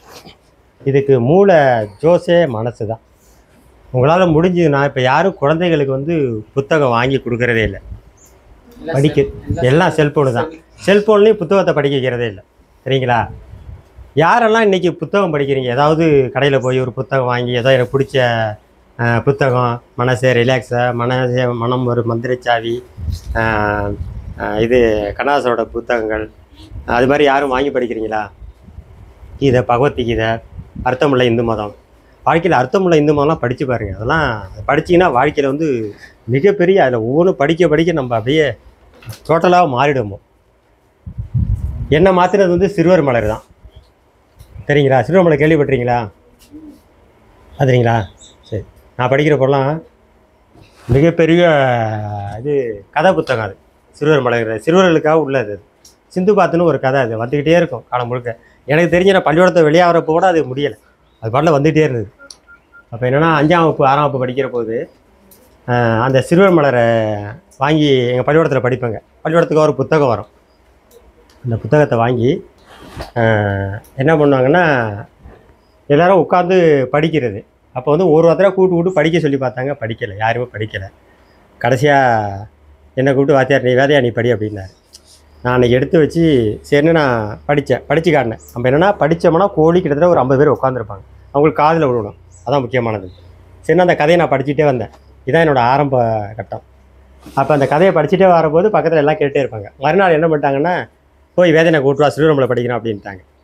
சரிட்டு அப்புறம் சிறுவர்மலரை மறுநாளும் படித்து இப்படியே போய் என் பள்ளிக்கூடத்தில் 6வது 7வது 8வது வரைக்குமே தினமும் சாயந்தரம் முடிஞ்சோடனே சிறுவர்மலை படிக்கிற என்னை கொண்டு விட்டாங்க. அப்புறம் வகுப்புலையும் பார்த்தீங்கன்னா அங்கேருந்து வருவார், புத்தகத்தை யாராவது படிங்கப்பா, அந்த பாடத்தை படிங்கப்பாங்க, யாரும் எழுத மாட்டாங்க. வேதையா நீ படிப்பாரு, நான் பாட்டில் படிக்க ஆரம்பிச்சிருவேன். அப்போ தான் எனக்கு வந்து புத்தகத்தை நிறையா படிக்க ஆரம்பிச்சிட்டேன். இப்படியே இருக்கும்போது மலேசியா போனோடனே மனசே ரிலாக்ஸ் எழுதிக்க வேண்டாம், மனசே ரிலாக்ஸ்னு ஒரு புத்தகம் இருக்குது.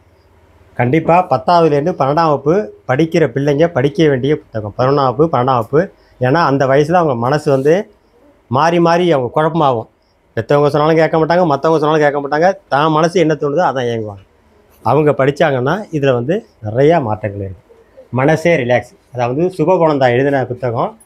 அது வெளியான பொழுதே 1,00,000 பிரதி வெளியாகிட்டு படிங்கம்மா. அது நிறையா மனசை பற்றி தான் அதில் இருக்கும். அப்புறம் 2வது மனம் ஒரு மந்திரச்சாவி, சுகிசுவம் எழுதினது.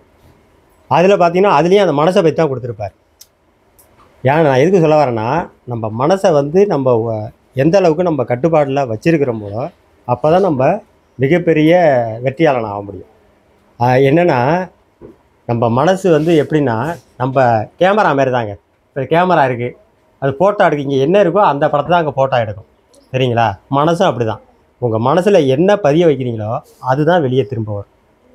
நீங்கள் நல்லதை மட்டும் அங்கே பதிய வச்சிங்கன்னா இங்கே நல்லது மட்டும்தான் வரும். கெட்டதை பதிய வச்சிங்கன்னா கெட்டது தான் வரும். இதுதான் உண்மை.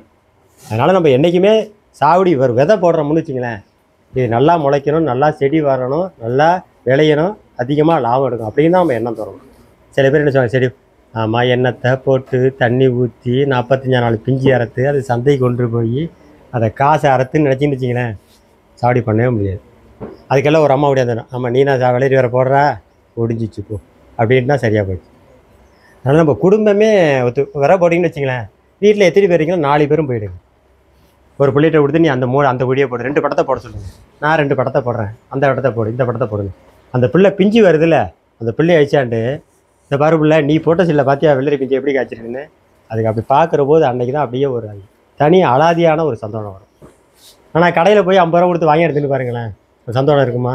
எவ்வளோது காசு கொடுத்து வாங்கினாலும் இருக்காது. நீங்கள் நல்லா இருந்தனோட நம்ம விட்டு பிஞ்சு சின்னதாக இருந்தால் கூட அது நம்ம சாப்பிட்ற போது அதோட இதை அதனால் வந்து ஏன் சொல்ல வரேன்னா, குழந்தைகள் இடத்துல நம்ம வந்து நிறையா இதை நம்மளோடு சேர்ந்து ஊக்குவிக்கணும். இப்போ நம்ம ஒரு விவசாயம் பண்ணுறோம்னா அத்தனை பேருக்கும் அதில் பங்கு இருக்கணும். அப்போ தான் அந்த பிள்ளைய வச்சு ஒரு கத்திரி செடி வச்சிட்டிங்கன்னா நாளைக்கு அது செடி வாடி இருந்தால் கூட அது போய் தண்ணி ஊற்றும். ஆனால் நீங்கள் நம்ம என்ன செய்வோம்பா, என் பிள்ளை விவசாயம் பண்ணக்கூடாது, கடைக்கு போகக்கூடாது, வேலைக்கு போகக்கூடாது, டாக்டராக மட்டும் ஆகணும், படிக்கணும், 100 மதிப்பெண் வாங்கணும், அதெல்லாம் எடுத்துங்க. ஆனால் இதையும் சேர்த்து சொல்லிக் கொடுங்க, அதான் முக்கியமானது. நீங்கள் அப்படி டாக்டர் வேலை கிடைக்கலாம் என்ன செய்வீங்க நினச்சி பார்த்தீங்களா? ஒரு இடத்துல போகணும், ஒரு கடையில் போய் திடீர்னு ஒரு இடத்த தங்கியிருக்கிற ஒரு 10 நாள் வேலை செய்யணும். அந்த இடத்துல போய் 10 நாள் ஒரு சாப்பாட்டுனால வேலை செஞ்சு சம்பாதிக்கணும்னு தான் என்ன பண்ணுவார்? நம்ம இன்ஜினியர் படித்தவர் போய் சாப்பாட்டுகள் வேலை செய்வாரா? ஆனால் அது சின்ன குழந்தையிலே அதுக்கான பயிற்சி கொடுத்துன்னு வச்சிங்களேன், அதையும் சம்பாதிக்கிறது ரெடியாக இருக்கும். நீங்கள் நிறைய பேர் இன்ஜினியர் படித்தவங்க தான் சாப்பாட்டுகளே வேலை செய்கிறாங்க. சரிங்களா? ஏன்னா அந்தளவுக்கு நிலைமை மோசமாயிடுச்சு.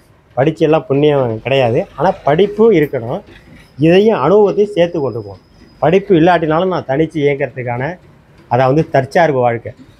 என்றைக்குமே நாம் ஒரு 80% நம்ம கண் முன்னாடி செயல்படுற இருக்கிற உற்பத்தி ஆகக்கூடிய பொருளை நாம் சாப்பிட்ற போதோ நம்ம அனுபவிக்கிற போதோ அது முழு திருப்தி கிடைக்கும்.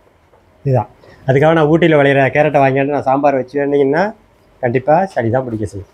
அதான் உண்மை. அதனால் கூடுமான வரைக்கும் இது மாதிரி அனுபவங்களை நிறையா பகிர்ந்துங்க. விவசாயத்தில் உங்களுக்கு நிறையா தொடர்பு வேணும்னா எடுங்க.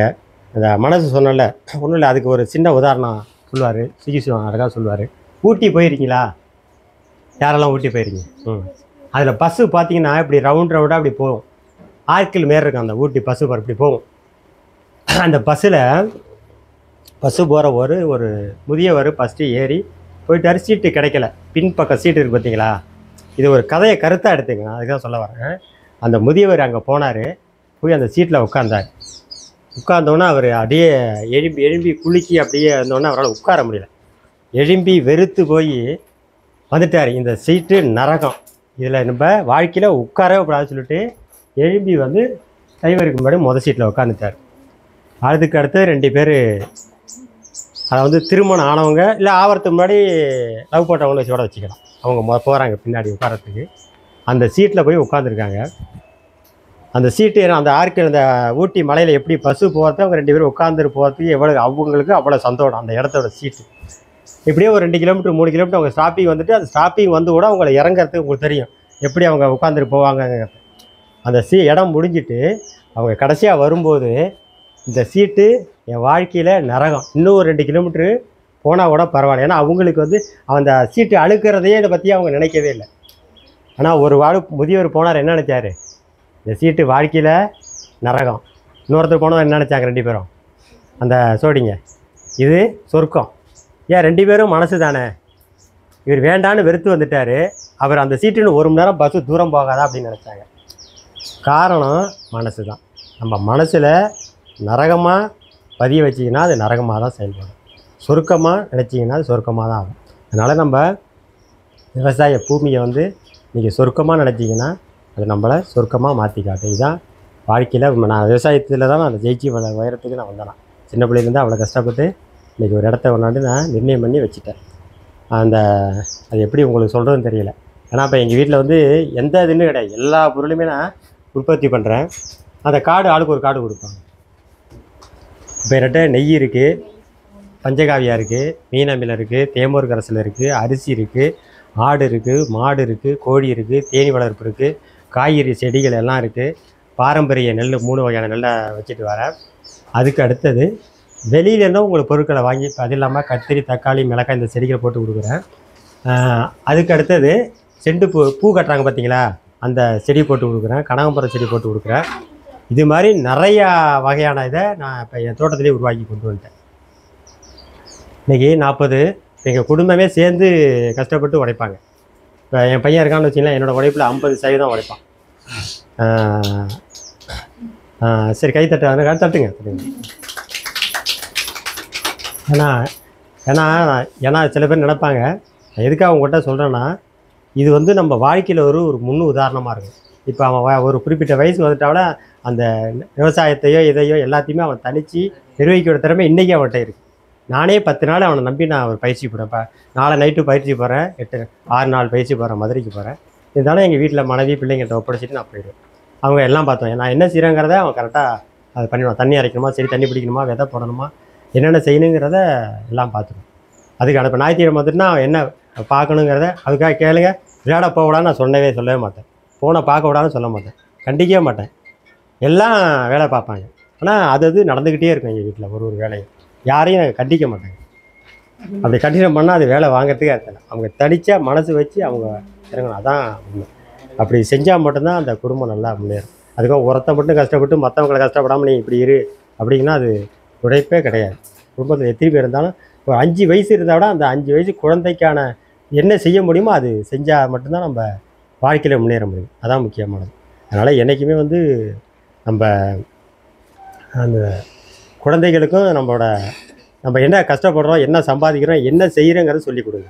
பணம்னா என்ன அப்படிங்கிறத அதை வந்து நம்ம இந்த காலத்தில் என்ன கேட்டிங்கன்னா நான் சொல்லுவேன், சேமிப்பு போக செலவு செய்ய கற்றுக்கணும். இன்னைக்கு யாராவது செய்கிறோம்களா? செலவு போக சேமிக்கிறோமோ, அதுவும் சேமிக்கிறது கிடையாது.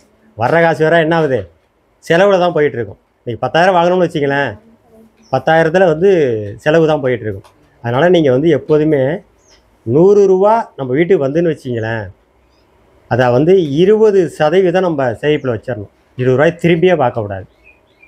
ஆனால் 20% தான் கடன் வாங்கணும். நம்ம வெளியிலேருந்து 20 ரூபா தான், 120 ரூபா தான் நம்ம கடன் வாங்கணும். மீதம் 60% இருக்குது பார்த்தீங்களா, நம்ம குடும்பம், போக்குவரத்து செலவு, விஷயம் கோயில் குளம் வெளியில் செய்கிறது எல்லாமே இது 60% முடிச்சிடும். இப்படியெல்லாம் யார் கால்குலேட்டர் பண்ணுறீங்களோ அவங்க மிகப்பெரிய வெற்றியாளனாக இருப்பாங்க வாழ்க்கையில். அவங்க அந்த கடன் வாங்குகிற எண்ணமே வராது. நீங்கள் என்ன நினைக்கிறீங்களோ நினைக்கலையோ, நான் படிக்கிறது கூட நான் 6ஆம் வகுப்புலேருந்து பேனாவாக இருந்தால் கூட நான் சம்பாதிச்சு வாங்குகிற பேனா தான் எனக்கு திருப்தியாக இருக்கும். எங்கள் அப்பாட்ட கேட்க மாட்டேன் காசு. 12ஆம் படித்ததும் சரி, மலேசியா போனது கூட நான் என்ன பண்ணேன், நான் சம்பாதிச்ச காசுலேருந்து தான் மலேசியா போயிட்டு சம்பாதிச்சு ஊருக்கு அனுப்பி இடம் வாங்கி வீடு கட்டி ஒரு நிறையா இதுக்கு வந்துட்டேன்.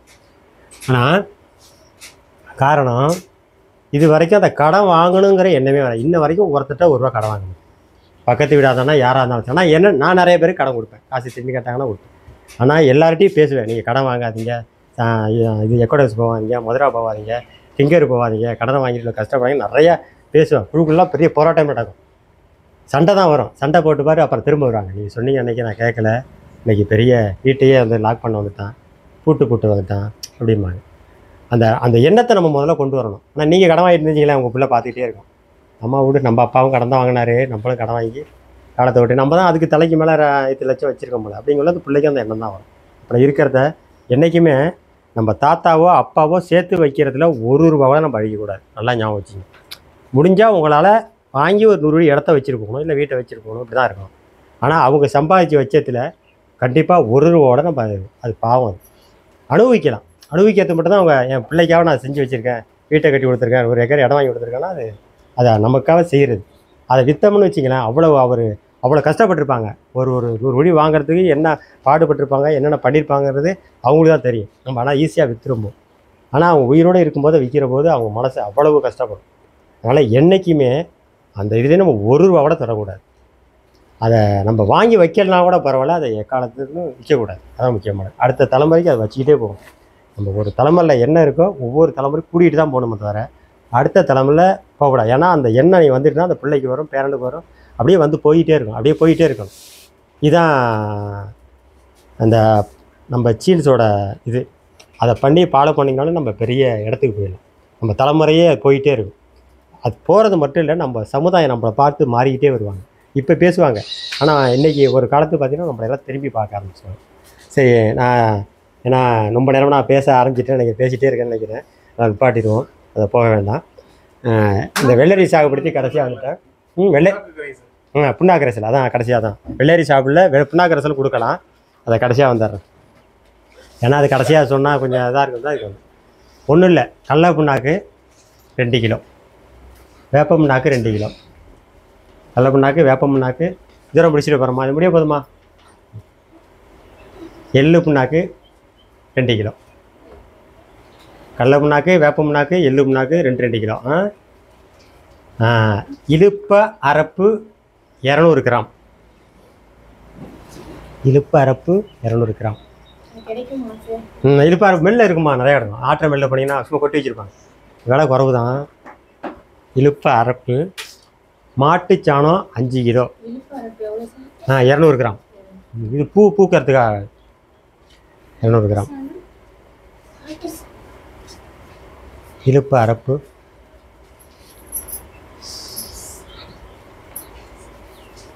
அப்புறம் மாட்டு சாணம், காலையில் போட்ட பச்சை சாணம் 5 கிலோ. மாட்டு கோமியம் 5 லிட்டர்.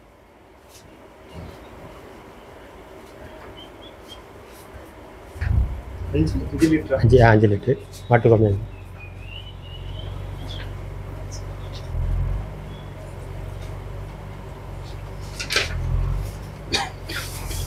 தேங்காய், முத்தின தேங்காய் இருக்குது பார்த்தீங்களா, 2 தேங்காய் பால் எடுத்துங்க பிழிஞ்சு. பால் 1 லிட்ரு, மோர் 1 லிட்ரு.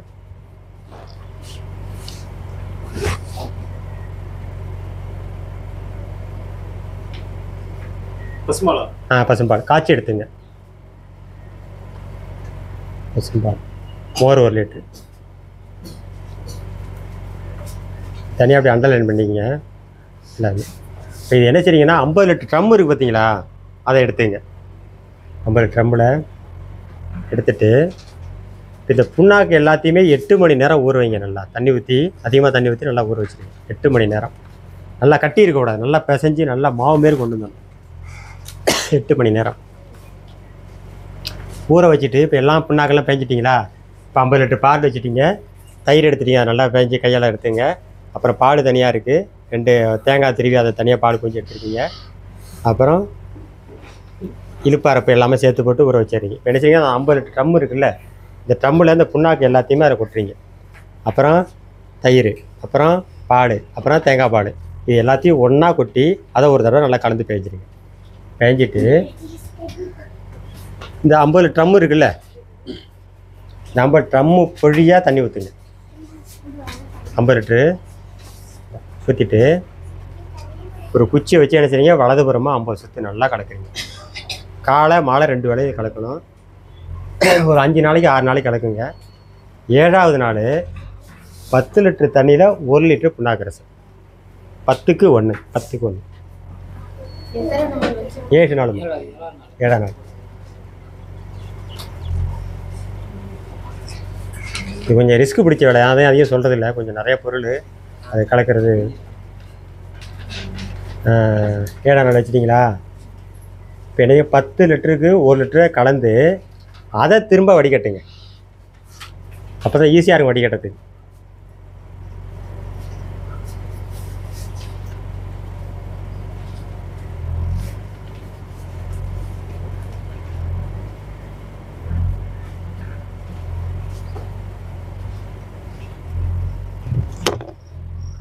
பத்துக்கு 1 வடிகட்டி சாயந்தரம் மாலை நேரத்தில் ஸ்ப்ரே பண்ணுங்கள். இது கூட கொடுக்கறத பற்றி பிரச்சனை இல்லை,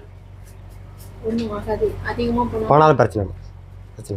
அப்புறம் அந்த வடிகட்டிங்களா அதில் பார்த்தீங்கன்னா அப்படியே புண்ணாக்கு இதெல்லாம் வந்து அப்படியே கரைசல் இதுமாரி இருக்கும், உரம் மாரி. அதை என்ன செய்யணும், அந்த குழியில் கோழி நோண்டி விட்டு உரமாக போட்டு விட்டிங்கன்னா அப்படியே நல்லா குடி நல்லா உரம். ஒரு கலவை போட்டிங்கன்னா ஒரு 4 குடி கிடைக்கும். இதை போட்டு மாலை நேரத்தில் அடிச்சிட்டிங்கன்னா பாகலுக்கெல்லாம் பார்த்தீங்கன்னா பிஞ்சு உங்களுக்கு நல்லா தெரியும், அப்படியே அன்னன்னைக்கு சரசரன்னு போயிருக்கும். அடுத்தது வெண்டி சொன்னால் பார்த்தீங்களா, அந்த வெண்டிக்காய் அந்த முள்ளாக இருக்குன்னு அது வராது, இருக்காது. காய் இறக்கிறதே அப்படியே மிருதுவாக இருக்கும். இந்த வெண்டிக்காயை சாப்பிட்டு பாருங்க, இதோட டேஸ்ட்டு தனியாக இருக்கும். அடுத்து இந்த வெள்ளரியில அது வளைஞ்சு வருதுல, காய் வளையுதுல, அது என்ன நோய் கிடையாது. அது என்ன செய்ய கேட்டிங்கன்னா, அதுக்கு ஒரு பழை மாரி ஒரு சின்ன பூச்சி இருக்கும், வெள்ளை மாரியே இருக்கும். அது என்ன செய்யும், சின்னோடு பிஞ்சாக இருக்குது பார்த்தீங்களா, அது வந்து அதில் வந்து உட்காந்துட்டு நுனி முக்கால் ரேஸாக அப்படியே அதை இது பண்ணியிருக்கோம். அப்போ இதில் ஒரு இது விழுந்துட்டு வச்சிங்களேன், அந்த பிஞ்சு அதுலேருந்து என்ன செய்யும், நேராக வளராமல் ரேஸாக வளைச்சிட்டு வந்துடும். அதுக்கு தான் நான் சொல்கிறேன்ல, இந்த தேமர் காசு கொடுக்குறீங்கள, அதை அடிச்சிங்கன்னா அது இருக்காது, குறைய ஆரம்பிச்சு. அதான் அது அந்த வளையறதுக்கு காரணமே, ஒரு பிஞ்சு வளைஞ்சினா அது ஏதோ ஒரு இளைஞர் நடந்திருக்குன்னு அர்த்தம். ஒன்று கொடி டச்சாக இருக்கணும், இல்லை ஒரு பூச்சி அதில் வந்து உட்காந்து டச் பண்ணியிருக்கணும், இல்லை முட்டை விடுறதுக்காக ஓட்ட போடுவோம், ஏதோ ஒரு பிரச்சனை இல்லாமல் அது வளையாது அது நேரம். அதுமாரி அடிக்கடி இந்த நீங்கள் வெளியில் போகும்போது மிதிச்சிக்கிட்டு ஓடிட்டுலாம் இருக்கக்கூடாது. நீங்கள் போகிறதுன்னு ஒரு வழி வச்சுருக்கணும், டீப்பு போடுறதுன்னு ஒரு வழி வச்சுருக்கணும். கண்ணாமனு போட்டு இழுக்கலாம் கூடாது. ஏன்னா அந்த பிஞ்சில் அந்த டீப்பு பட்டுன்னு வச்சிங்களேன், அவ்வளோ சீக்கிரம் பெருக்கிற இது பட்டோடனே அதோட வளர்ச்சி குறைய ஆரம்பிச்சிடும். அதனால் என்றைக்குமே நீங்கள் அதை வந்து கரெக்டாக அதை மெயின்டெனன்ஸ் பண்ணிங்கனாலே போதுமான நாடு. இதான் புண்ணாக்கு கரைசலுமா. வெண்டையில் கொடுத்து பாருங்கள், வெண்டைக்காய் அவ்வளோ நல்லாயிருக்கும், பாகக்காய் அவ்வளோ நல்லாயிருக்கும், எல்லா காய்கறி செடிக்கும் இது நல்லா இது.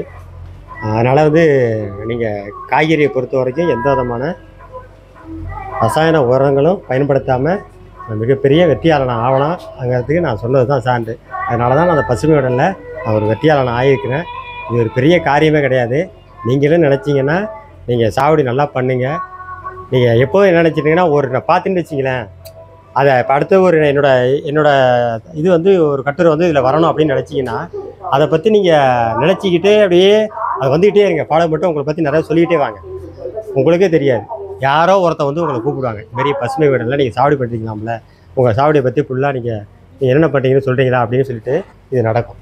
இதான் உண்மை. நான் என் வாழ்க்கையில் ஒவ்வொன்றுமே நிறையா விஷயங்கள் இப்படி தான் எனக்கு தெரியாமலே வரும். ஆனால் நினைப்பேன், நான் நினைக்கி இது நம்மளோட இது அதில் பிரசரம் ஆகணும் அப்படின்னு சொல்லிட்டு நினச்சிக்கிட்டே இருக்கேன்.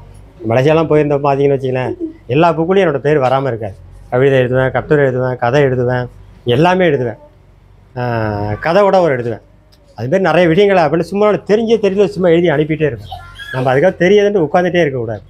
அதனால் எப்போதுமே நம்ம வந்து எண்ணங்களை பிரதிபலிச்சுட்டே, நான் சொல்ல வராதான், திரும்ப திரும்ப நம்ம எண்ணங்களை பிரதிபலிச்சுட்டே இருக்கணும். அதுக்காக நம்ம ஒரு நாள் நீங்கள் நினச்சோம், நம்ம இன்றைக்கி ஒரே நாளில் நினச்சிங்கன்னா மாடி கட்ட முடியுமா? அது பல வருஷங்கள் நீங்கள் போராடி ஜெயிச்சு தான் வந்து அதை கட்டி குடிபெற முடியும். அதுமாரி தான் ஒவ்வொரு விஷயங்களுமே. சின்ன விஷயங்களும் குறைஞ்ச நாள் எடுக்கும், பெரிய விஷயங்களுக்கு அதிக நாளாக போகும். இதுதான் நம்ம தத்துவமே. அதனால் என்றைக்குமே வாழ்க்கையில் நீங்கள் வெற்றி அடையணும்னா உங்கள் எண்ணங்களால் மட்டும்தான் முடியும் அப்படின்னு சொல்லி நிறைவு செய்கிறேன். நன்றி, வணக்கம். ரொம்ப நன்றிங்க. சரி, இவ்வளோ நேரம் வந்து நமக்காக நிறைய தகவல் சொல்லியிருக்காங்க. கண்டிப்பாக உங்களுக்கு பயனுள்ளதாக இருக்குன்னு நினைக்கிறோம். உங்களுக்கு ஏதாவது சந்தேகங்கள் இருந்தால் கேட்கலாம். வெள்ளரி சாவடி பற்றி எது சொன்னாலும் கருத்தை பற்றி உங்களோட நானும் உங்களை மாதிரி ஒரு விவசாயி தான். நீங்கள் அதை நான் அது சொல்லிடுறேன். ரெண்டாவது, நான் என்றைக்குமே வெளியில் போனேன்னா முன்னாடி இயற்கை விவசாயின்னு தான் போட்டு எழுதுவேன். அதுக்காக நான் அலுப்பு பட முடியல. இன்றைக்கி என்னென்னா பெரிய பெரிய பணக்காரன் விவசாயம் பார்க்கணுன்னு வேலில் போட்டு போகிறான். ஆனால் நம்ம விவசாயம் செய்கிறது பார்த்தீங்களா, வெளியில் வியாபாரம் பண்ணக்கூடாது விவசாயின்னு அவர் விவசாயின்னு சொல்கிறதுக்கு எனக்கு ரொம்ப கஷ்டமாக இருக்குது. அலுப்பு படுறாங்க. தயவு செஞ்சு நம்ம விவசாயம்லாம் வெளியில் சொல்லுங்கள். நான் என்னது பண்ணுறேன், என்னோடய விவசாயம் என்னது இருக்குது, இன்னும் பொருள் இருக்குது, நான் விற்க போகிறேன், தொடர்பு கொள்ளுங்க. ஒன்று தெரியுங்களா, விற்க முடியலையா பறையில் கொண்டு போய் ரோட்டில் கொண்டு போய் உட்காந்து மதுரையெல்லாம் போயிட்டீங்கன்னு வச்சிங்களேன், ரோடு சின்ன பிள்ளை 2 வயசு குழந்தை விற்றுட்டுருங்க கொய்யாப்பழம். நம்ம அந்த குழந்தைய பார்த்துட்டே காசை கொடுத்துட்டு கொய்யாப்பழத்தை எடுத்து வர தோணும். திண்டுக்கல்லாம் போனீங்கன்னா இப்போ பள்ளிக்கூடத்து பிள்ளை முதற்கொண்டு பெரிய பாட்டி நடக்க முடியாது, பாட்டி வியாபாரம் பண்ணிகிட்ருக்கோம். என்ன செய்ய மாட்டீங்க, பக்கத்தில் தோட்டம் இருக்கும், காயாக இருந்தாலும் ரோட்டில் உட்காந்துரும். அதனால தான் அது ஜெயிக்குது. நம்ம என்ன தெரியுமா செய்கிறோம், வெள்ளரி பிஞ்சை கொஞ்சம் இன்னொருத்தர கொடுப்பீங்க, 60 ரூபா பறையில் போகும். உங்களுக்கு பில்லு போட்டு என்ன தெரியுமா வரும், 40 ரூபா வரும். என்ன தெரியுமா செய்வான், வண்டிக்கு அவன் 10 ரூபா எடுத்துருவான், அவனுக்கு 10 ரூபா எடுத்துருவான். நீங்கள் கஷ்டப்பட்டு 45 நாள் பிஞ்சை உருவாக்கி 10 டைமே நம்ம ஈஸியாக 20 ரூபா எடுத்துக்குவோம். ஆனால் 40 நாள் கஷ்டப்படுற நம்ம எவ்வளவு முடியுதா. ஆனால் யோசிக்க பறை போனீங்களா, தப்புன்னு வியாபாரம் ஓடலையா, ஒரு தராசை வச்சுட்டு உட்காந்துருங்க, இந்த கிலோ 60 ரூபா 60 சிலையில் போட்டு பாருங்கள், ஈஸியாக விற்றுப்படலாம். யோசிக்க, நான் ஒரு வாட்டி பாவக்காய் விற்கிற 40 கிலோ பறையில் போட்டு ரொம்ப பேரம் பேசிகிட்டே இருந்தேன். பார்த்தேன் மணி 6 ஆயிடுச்சு. தரவுகாரன்ட்ட கேட்டேன், சரி தராசு மட்டும் கொடுங்கண்ணா அப்படின்னு சொல்லிட்டு அவன்கிட்ட 50 ரூபாய் கொடுத்தேன். தராசை போட்டேன், இந்தாம்மா 1.5 கிலோ 15 ரூபா 20 ரூபா. டக்குனு செத்து நேரத்தில் கொட்டினது தான் பறந்து போயிட்டு. அதுமாரி நம்ம விற்க ஆரம்பிச்சிடும். இவர் வெள்ளரி பிஞ்சு இருக்கா, மெயிலெலாம் பார்த்தீங்கன்னா நிறைய வண்டி போயிட்டே இருக்குது. பார்த்தேன் அன்றைக்கி யாரோ ஒருத்தர் விற்றுட்டு இருந்தாங்க. உண்மையிலேயே பாராட்டணும். அது நம்ம வெளியில் வரணும். நம்ம மனசுக்குள்ளேயே போட்டு ஐயோ நம்ம வியாபாரம் பண்ணாவாது, நம்ம விவசாயி ஆச்சே, நம்ம வியாபாரி கிடையாது அப்படின்னு யோசிக்கக்கூடாது. பொருளை போய், ஏன்னா நம்ம கஷ்டப்பட்டு உழைச்சது நம்ம தான் அதை காசு பார்க்குறோம். அது எவ்வளோ கஷ்டப்படுறது நமக்கு தான் அந்த அருமை தெரியும். ஆனால் அது தரவு தெரியாது. வாங்குறவன் ஈஸியாக அப்படியே சம்பாதிக்கணும். ரொம்ப கஷ்டமாக இருக்குது. வாங்குறவன் ஒரு செகண்டில் உங்கள்கிட்டே வாங்குவோம், கண்ணு முன்னாடி 20 ரூபா வச்சுருப்பாங்க. அப்படியே கத்திரிக்காய் வாங்கி போட்டு அவன் ஈஸியாக விற்றுக்குவோம். 40 ரூபாய்க்கு வாங்குவோம், 60 ரூபான்னு விற்றுருப்போம். நமக்கு அப்படியே சொரங்கும். ஆனால் அந்த 5 ரூபாய்க்கு கூட பேசுவோம், அவன்கிட்ட 5 ரூபா சேர்த்து முடியாது இருக்கும். அதனால் தயவு செஞ்சு நீங்கள் விவசாயம் எல்லாம் வெளியில் வாங்க. நிறையா நான் என்னது பண்ணுறேன் அப்படி தெரிவிங்க. நல்லா வாட்ஸ்அப் குரூப்லாம் போடுங்க. என்கிட்ட வெண்டைக்காய் இருக்குது, சுண்டைக்காய் இருக்குது, கத்திரிக்காய் இருக்குது, வெள்ளரி பிஞ்சு இருக்குது அப்படின்னு வெளியில் வாங்க. இதெல்லாம் வந்துட்டீங்கன்னு வச்சிங்களேன், உங்கள் பொருள் எடுத்துகிட்டு நிறைய பேர் இருக்கிறாங்க வெளியில். இப்போ நான் யார்ட்டையுமே போய் இந்த பொருள் இருக்குன்னு கத்துறதே கிடையாது. ஆனால் என்கிட்ட வரவங்க எனக்கு ஒன்றும் இல்லை, வாடிக்கையாளர் தினமும் வந்துகிட்டே இருக்காங்க. தேன் வாங்குறவங்க தேன் வாங்கிட்டு தான் இருக்காங்க, அரிசி வாங்குறவங்க அரிசி வாங்கிட்டு தான் இருக்காங்க, செடி எடுக்கிறவங்க எடுத்துகிட்டு தான் இருக்காங்க. நான் போய் என்கிட்ட இந்த செடி இருக்குது, இந்த பொருள் இருக்குன்னு விளம்பரம் பண்ணுறதே கிடையாது. அவ்வளோதான். ஆனால் ஓடிக்கிட்டே இருக்குது. என்னோட வியாபாரம் பாட்டில் போயிட்டே தான் இருக்குது.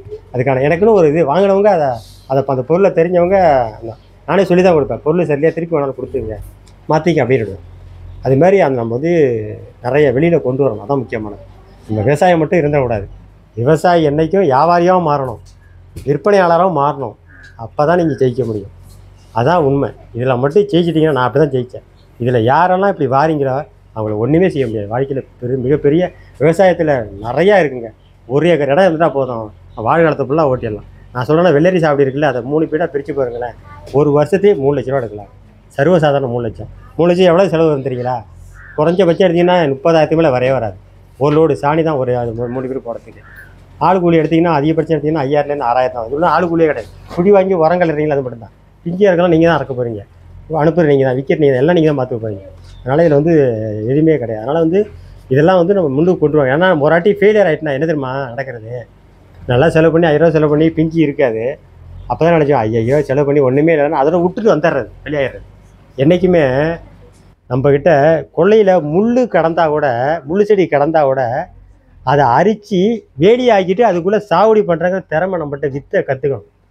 அதில் கோரை கிடக்குன்னுட்டு ஓடிக்கிட்டே இருக்கக்கூடாது. ஐயா கொல்லை பூரா கோரை அப்படின்னு விட்டிங்கன்னு வச்சிங்களேன், காலம் முழுக்க கோரை தான். கோரை இருக்குது, நான் கடலை 3 பாவம் சாடி பண்ணுங்க, அதில் கோரையே இருக்காது. கண்டங்கத்திரி முள் கிடக்கு, அந்த ஓடி வேலியை அடைச்சி வச்சுன்னா வேலையாக்கிட்டு அதுக்குள்ளே உள்ள சாடி பண்ணுங்கிற உங்களுக்கான மனப்பக்குவம் வந்தணும், தந்திரம் வேணும். நம்ம மனசு தான் எல்லாமே. ஒன்று தெரியுங்களா, தயவு செஞ்சு யார்கிட்டையுமே ஐடியா கேட்காதீங்க. நீங்கள் தான் எஜமான். மருந்தை நீங்கள் தான் கண்டுபிடிக்கிறீங்க, நீங்கள் தான் அனுபவம். முறக்கடையில் போய் நீ எனக்கு மோனோகோட்டா பாஸ் கொடுன்னு வச்சிங்களேன், நம்ம பெரும்பாலும் கேட்குறத இந்த பூச்சி வந்திருக்கு இதுக்கு மருந்து கேட்பீங்க. கேட்டிங்கன்னா நீங்கள் புரிஞ்சிச்சு கதை. அவன் ஏதோ ஒரு மருந்து தூக்கி கொடுத்து உங்கள்கிட்ட 3 கலந்து பிஞ்சு பிடிக்க நம்ம போகும்போது பிஞ்சு பிடிக்கணும், பூ பிடிக்கணும், அந்த அழுவ நோய் போகணும். இதை 3ஐயும் சொல்லி காப்போம். என்ன பண்ணுவான், 3 கட்டபாசு, ஸ்ப்ரிண்டு, சைட்டோசம் 3ஐயும் கலந்து அடி சரியாயிடும் அப்படின்னா. எவ்வளோ அமௌண்ட்டுன்னு கேட்பாங்க. மொத்தமாக எழுதி என்ன பண்ணீங்க, 2999 3000 கொடுத்துட்டு வந்துடுவீங்க. ஆனால் இதுக்கெல்லாம் சொல்யூஷன் நீங்கள் தயார் பண்ணி என்ன கொடுக்குறீங்களோ, நான் பண்ணுறேன்ல, ₹1 செலவு இல்லை, எல்லாமே நான் தான் தயார் பண்ணுறேன்.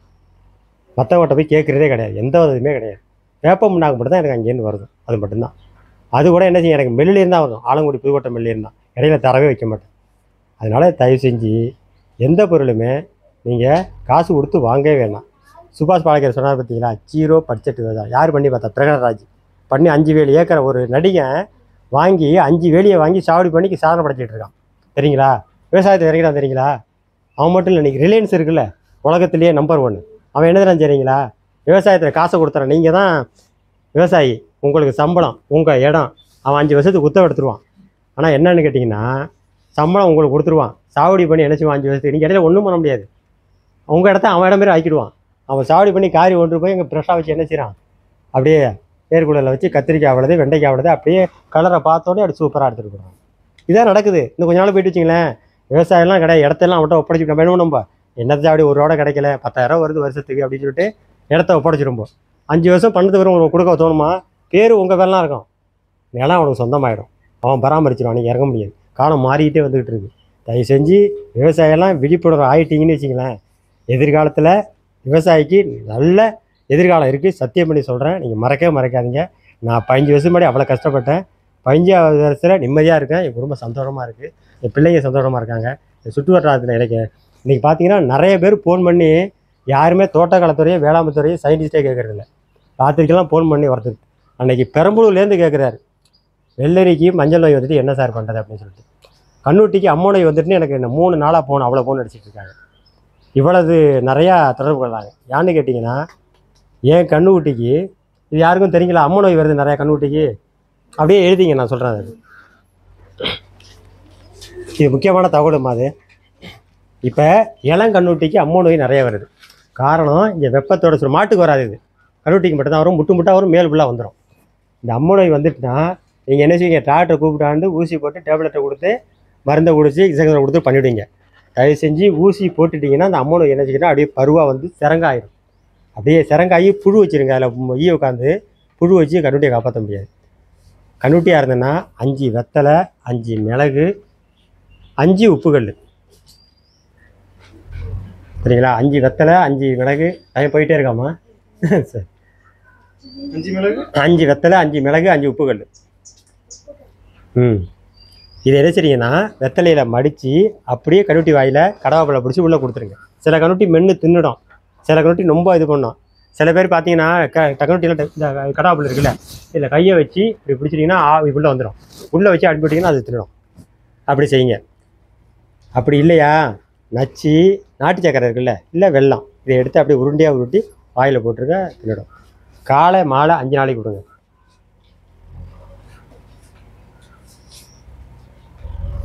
இதை ஏன் சொல்ல வரேன்னா, என் கண்ணுட்டிக்கு இருந்தது, நான் காப்பாற்றிட்டேன். பக்கத்தில் 4 பேர் டாக்டர் ஒன்று ஊசி போட்டாங்க, இந்த கண்ணுட்டி ஒரு கண்ணுட்டி இறந்த போயிட்டு.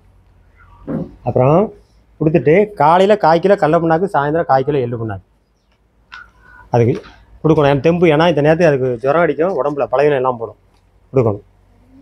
1/4 கிலோ கடல புண்ணாக்கு காலையில், மாலையில் எள்ளு புண்ணாக்கு. பக்கத்தில் யார் இருந்தாலும் இது சொல்லுங்கள்.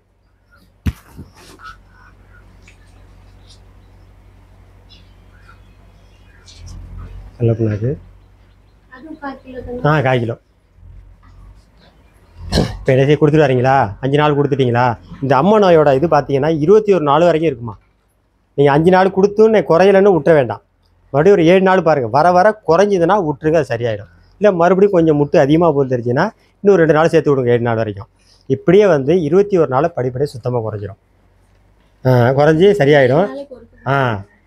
தயவு செஞ்சு டாக்டரை கூப்பிட்டு ஊசி போட்டாது. இந்த அம்மா நோய்க்கு அது ஒத்துக்காது. போட்டிங்கன்னா அப்படியே கொப்பளம் வச்சோன்னா அது என்ன புண்ணானோன்னா ஈஎனர்ஜியை வந்து உட்காந்து முட்டை விட்டுரும். காலையில் அந்த காலை ஒரு நாளைக்கு 2 முறைமா காலை மாலை கொடுங்க. 7 நாளைக்கு கொடுத்துருங்க. 7 நாளுமே கொடுங்க. அது கூட கொடுக்கறது பிரச்சனை இல்லைம்மா. 2 நாள் கூட போனோட பரவாயில்ல. நான் சொல்கிறது 5 நாள், இன்னும் குறையெல்லாம் 2 நாள் சேர்த்தா கொடுங்க, இல்லை 10 நாள் கூட கொடுக்கலாம், பிரச்சனை இல்லை. இதனால் ஒன்றுமே பாதிப்பு கிடையாது. கொடுத்துட்டு அதுக்கு வந்து புண்ணாக்கு இது மட்டும் கொடுத்து நல்லா தெம்பாக கொடுத்துருங்க. அப்படி ஜுரம் அடிச்சுன்னு வச்சிங்களேன், சிகிச்சை கொடுப்பாங்க நம்ம சுரத்துக்கு மாத்திரை, ஒரு மாத்திரை கொடுத்துங்க, அது சரியாயிடும். அப்படின்னு சாயந்தரம் ஒரு மாத்திரை இல்லை காலையில் ஒரு மாத்திரை கொடுங்க, வேறு ஒன்றுமே செய்ய வேண்டாம். இதுதான் இதுக்கு வைத்தியம்.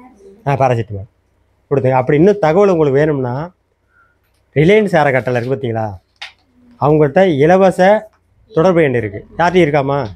இருக்கா? அந்த நம்பரை பகிர்ந்துங்க. அதில் ஒரு வந்து எல்லாமே நாட்டு வைத்தியம் தான் டாக்டர் சொல்கிறது பூரா. அவரை தொடர்பு கொண்டீங்கன்னா அவர் நிறையா வைத்தியங்கள் சொல்லுவார். எனக்கு தெரிஞ்சு நான் நிறைய டாக்டர் கன்சல்ட் பண்ணதில் அவரோட வைத்தியம் கரெக்டாக வந்து 98% வெற்றியாக இருக்குது. அதனால் இதை ஃபாலோ பண்ணுவோம். சரிம்மா, நன்றிங்க.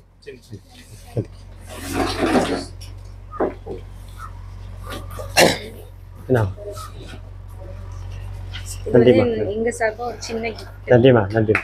ஏன்னா நம்ம பெருசா எதுவும் சரிம்மா, நன்றி. பரவாயில்லம்மா. நம்ம வந்து எதிர்பார்க்குறவங்க இங்கே வரமாட்டாங்க, சரிங்களா? நான் வந்து எதிர்பார்க்க மாட்டேன், ஆனால் என்னை தொடர்பு கொள்ளவங்கள நான் விட மாட்டேன். இதான் என்னோட இது.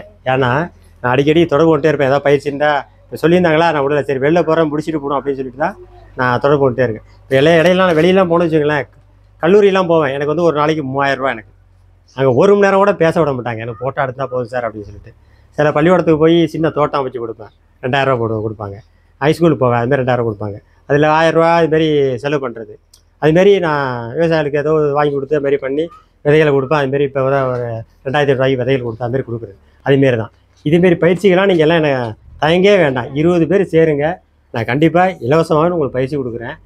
என்னென்னா என்னை பயிற்சியில் ஒருத்த நாளும் போய் பண்ணி அது நல்லா இருக்குன்னு அந்த வார்த்தை என்றைக்கு நான் கேட்குறேனோ அன்றைக்கி தான் எனக்கு திருப்தி. பயிற்சி கொடுக்குறது முக்கியம் இல்லை, அதில் ஒருத்த நாளும் அதில் பண்ணுறாங்க அப்படின்னா எனக்கு ஒரு சந்தோஷம். ஏன்னா பயிற்சி கொடுத்ததுக்கான ஒரு பலனை தான். அதனால் நான் எந்த விதமான இதுவும் எதிர்பார்க்கறதில்ல. அப்படி வாய்ப்பு இருந்தால் கண்டிப்பாக கூப்பிடுங்க, நிச்சயமாக. அந்த கார்டில் நம்பர் இருக்குது, சரி. ஏன்னா என்றைக்குமே என்னை நாளை பிஸ் பண்ணிங்க, எப்போதும் நான் பிஸியாக இருந்துகிட்டு தான் இருப்பேன் பகலில் நாட்டு. இது இல்லாமல் நான் பார்த்தீங்கன்னா அதிகமாக இப்போ ஹைதராபாத்து போயிருந்தேன் 7 நாள், இப்போ அடுத்து மதுரை ஒரு 6 நாள். கிட்டத்தட்ட நான் இது வரைக்கும் ஒரு 400 பயிற்சிக்கு மேலே நான் அதில் பயணம் அடைஞ்சிருக்கிறேன். அந்த பயணம் அடைஞ்சதோட விட மாட்டேன், நான் செஞ்சு பார்ப்பேன். எது அதில் எனக்கு தேவையாக இருக்கோ எடுத்துக்குவேன். என்னென்னா அந்த நான் செஞ்சு பார்க்குறேன் பார்த்தீங்களா, அது நிறையா அனுபவம் நான் தான் கண்டுபிடிப்பேன். இதுதான் முக்கியமானது. விவசாயிகிட்ட சொல்கிறதும் அதான். நீங்கள் தான் நிறையா கண்டுபிடிப்பீங்க. என்கிட்ட கற்றுக்கிறது பெருசு இல்லை, நீங்கள் போய் இன்னும் ஒன்று கண்டுபிடிப்பீங்க. உங்கள்கிட்டே நானே நிறையா கற்றுக்குவேன். இதுதான் முக்கியமானது. அதனால தான் நிறையா விவசாயிகளை தொடர்பு பண்ணுறது. அதனால் இந்த பசுமை இடங்களில் நிறைய விவசாயி வருவாங்க. இந்த ஃபோன் நம்பர் எடுத்து நீங்கள் என்ன பண்ணுறீங்க, உங்களுக்கு தேவையானது இதை தொடர்பு கொண்டு அதில் எடுத்துங்க, பார்த்துக்கலாம். நிறையா கூப்பிடுங்க, கண்டிப்பாக நிச்சயமாக. நன்றி.